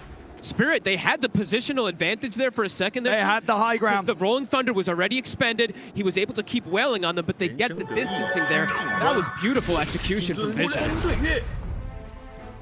Just watch how they bail out. It's all about Satanic, right? So throw all the buffs on him. Watch 9 class sitting on the sidelines, waiting for the moves to get that save when it looks scary for Satanic for a second. And RC's doing the work. And honestly, the fact that Vision were as split as they were here, it kind of worked to their favor. Because Spirit, you could sort of tell they didn't really know where to go for. Yatoro, he had to use a fair bit of time at the start to bring down the Enchantress. So by the time he turns up to try and take down the rest of them, they've got enough firepower and survivability to take the fight in their favor, and Yatoro, you can feel it here. He's like, guys, we can't do this. I've got to get out of this one. Oh, and this is such absurdly high-skilled Dota. Satanic, full MKB now to have the answer for the eventual butterfly. I mean, I say eventual. Yatoro has the butterfly, and he's got an MKB as it comes out. That's huge. Massive for Satanic. And they got the gem there right as well. They did. And I think it was actually, so I missaw there, apologies. Now that I saw the replay, he didn't actually end up getting the save from 9 class. I think it was Ducalis' Force Staff that ended up getting that positioning for Satanic, or it was his Force Staff, one of the two. I didn't see which one it was. Smoke up.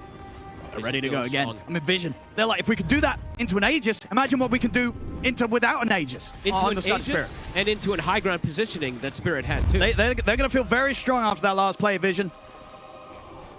Ready to go again. We're getting treated with such beautiful Toto, and less than just a 3K lead here at this point. Both teams battling it, duking it out. And as we said, Yatoro, he is the key to watch. He is everything for the side of Spirit in this game. The meta is back up for the angle. That's it, showing in the mid. Crush. Gonna see Ducalis. Quickly take down the edge. The Vision want to do anything without their Enchantress. Doesn't look like it.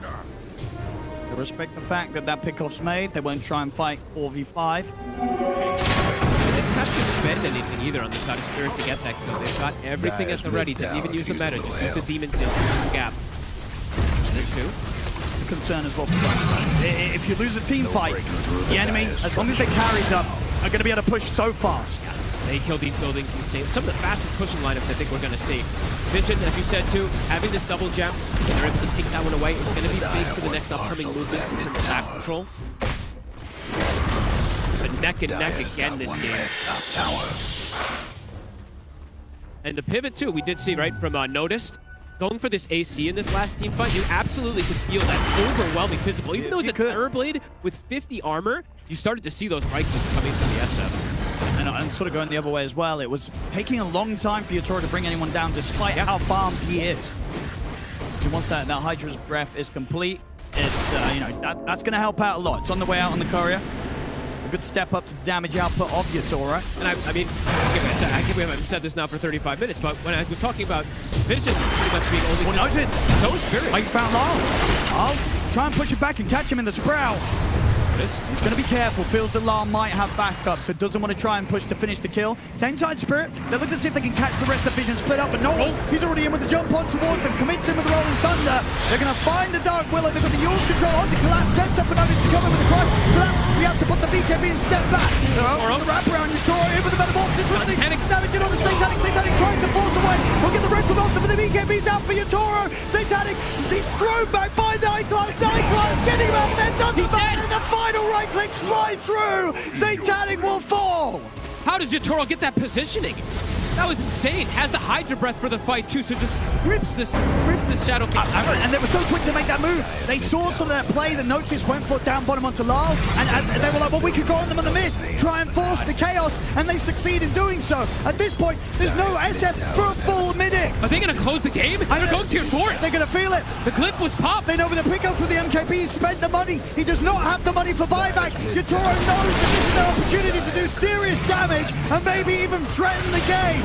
Oh, and they might be able to close it out. It's 50 seconds. And they take the building so fast. Notice, he's in with the crush. Shooting Collapse, not getting the core connection onto Notice. Notice turns towards Yatoro, but he's got to be careful. They hit on. The wrap comes through. The root's there. Notice is gone. Oh my God, I mean, Yatoro, how does he find that angle to get on top of them there? Notice is going to have to buy back. Okay, tier 4s are dropping. No one. Good angle here with the Rolling Thunder. Catching both the mid and the carry. Jump in with the crush. That's Lyle gone. And they chase for more. Lyle does have a buyback if he wants to make a crazy move. Toro. Snowball. We're there to take him out. Nightclass and no one they're going to try and jump forward to chase on towards him.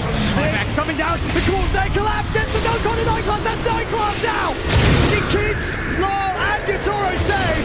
Look at Yatoro. He wants to go back in on this. He's looking towards no one, but the bash comes in from Notice. Yatoro trying to stand his ground against the Slaughter. He's fighting. The trade. The bash is there. Yatoro lives. The impetus. It the was Thunder. He just missed the mana. He's back up with the HP. Because still trying to push him away. Rue, he's going to be the sacrifice. Leave the tanks behind. Get your Terrorblade out of there. Oh my God, he literally just got the mana. He was sitting at 25, just picks it up to that 50 and gets the Sunder on his illusion and saves him. Good for the Dyer's mid-range. Oh my goodness, they get double tier 4s. They'll get the rain tracks, not the melee.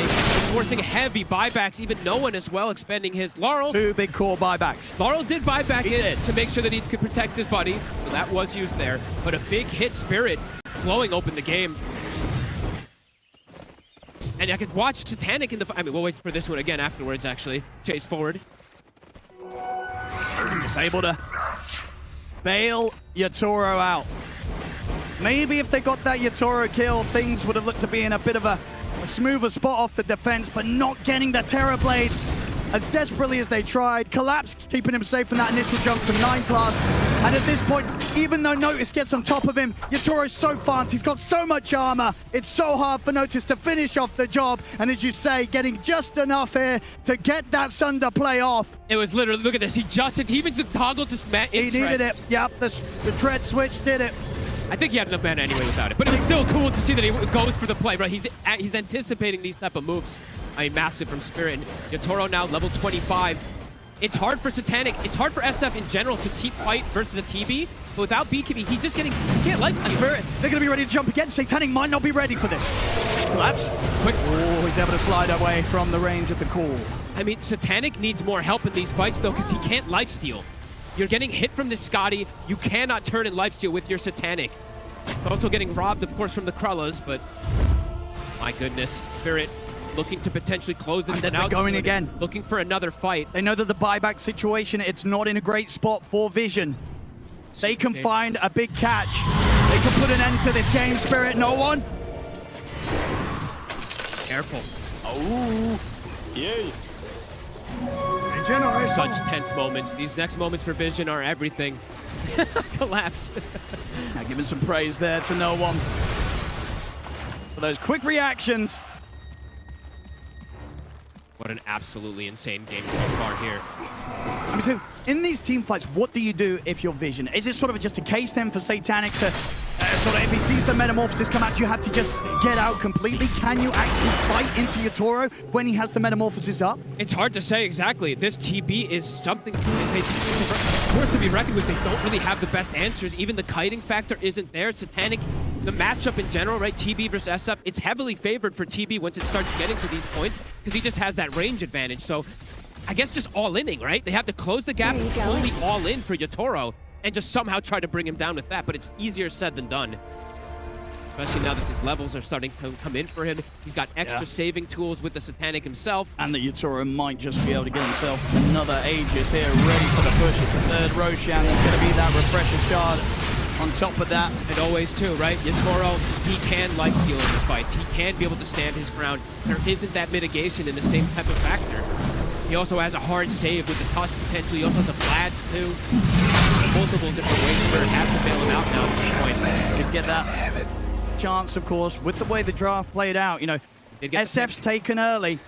They get to think through the whole draft, what carry-to-carry matchup they want to play with. And, you know, if anyone's going to be the master at the SF and know exactly what the SF's going to hate playing into, it's going to be Yotoro. And we're seeing that matchup get to that point now this game. The sort of weakness that might have been there because they had to make this pivot, put the Nature's Prophet mid, and go for this greedier route, they've gotten completely through that. Yeah. I mean, the itemization from Laurel is genius, right? Just the Aghanims, we don't see it as much anymore. It is absolutely making that difference to protect full targets in place. If he had gone just straight right-click build, right, they could have lost these mid-game team fights super hard. The game could have just completely collapsed there. Where are you going? Making everything for them. Talking about Aghanims. Full item. Aghanims picked up the Yotoro. Is that the blessing? It is the full blessing, so he's got it at use immediately. He's ready to go all in. Has that Aegis, of course, so second life is there, and knows that there's going to be this time. They're going to want to do something within the next 2 minutes or so, whilst these 3 buybacks are still unavailable for Vision. It's just hard to see how they kill Yotoro at this point. Even through the 1 life, as we saw in that top fight, they have so many ways to protect. They even have that cheese, of course, too, for the next fight that he can just, you know, you can pass it over to him as well. Just another very, very low death game for Yotoro. Only dying the once. He has played this game absolutely flawless. And pretty much the series as well, right? Even in the loss, had a very impressive scoreline on his Shadow Fiend. Vision, you can tell they're feeling that pressure now. Satanic has yet to really throw in the next item. One failed defense away from losing the game. Spirit gave up bottom adaptation in this game has been beautiful to watch. Vision has taken some good fights, but now this how are they going to take this fight? Who's going to be the one to go first? Get rid of the banner. Panic's got to be careful when Yotoro starts to get his hands on him like this. Hard to hit him. A lot of damage, brings him down to half HP. We'll see no one trying to come the back lines, but the BKB's out for collapse. The call as well, on towards Notice. Notice has the BKB for the punch up. Yotoro bringing in the damage. Notice trapped by the shard. Notice, he's gone. Buyback still on cooldown for a minute and a half. It's just so hard for them to execute the fight. They roll in, they try anything there, but they just can't collapse. It's just too fast. I mean, who is going to touch Yotoro? Who's going to go for the jump? Nobody can get anywhere close to him right now as he's taken away the rest of the base. Collapse will get the call. There'll be the rebound to try and bail no one out of this. The shield crash back in. Fear catching him off to the side. No one's out. Also without the buyback. It's over. GG is called.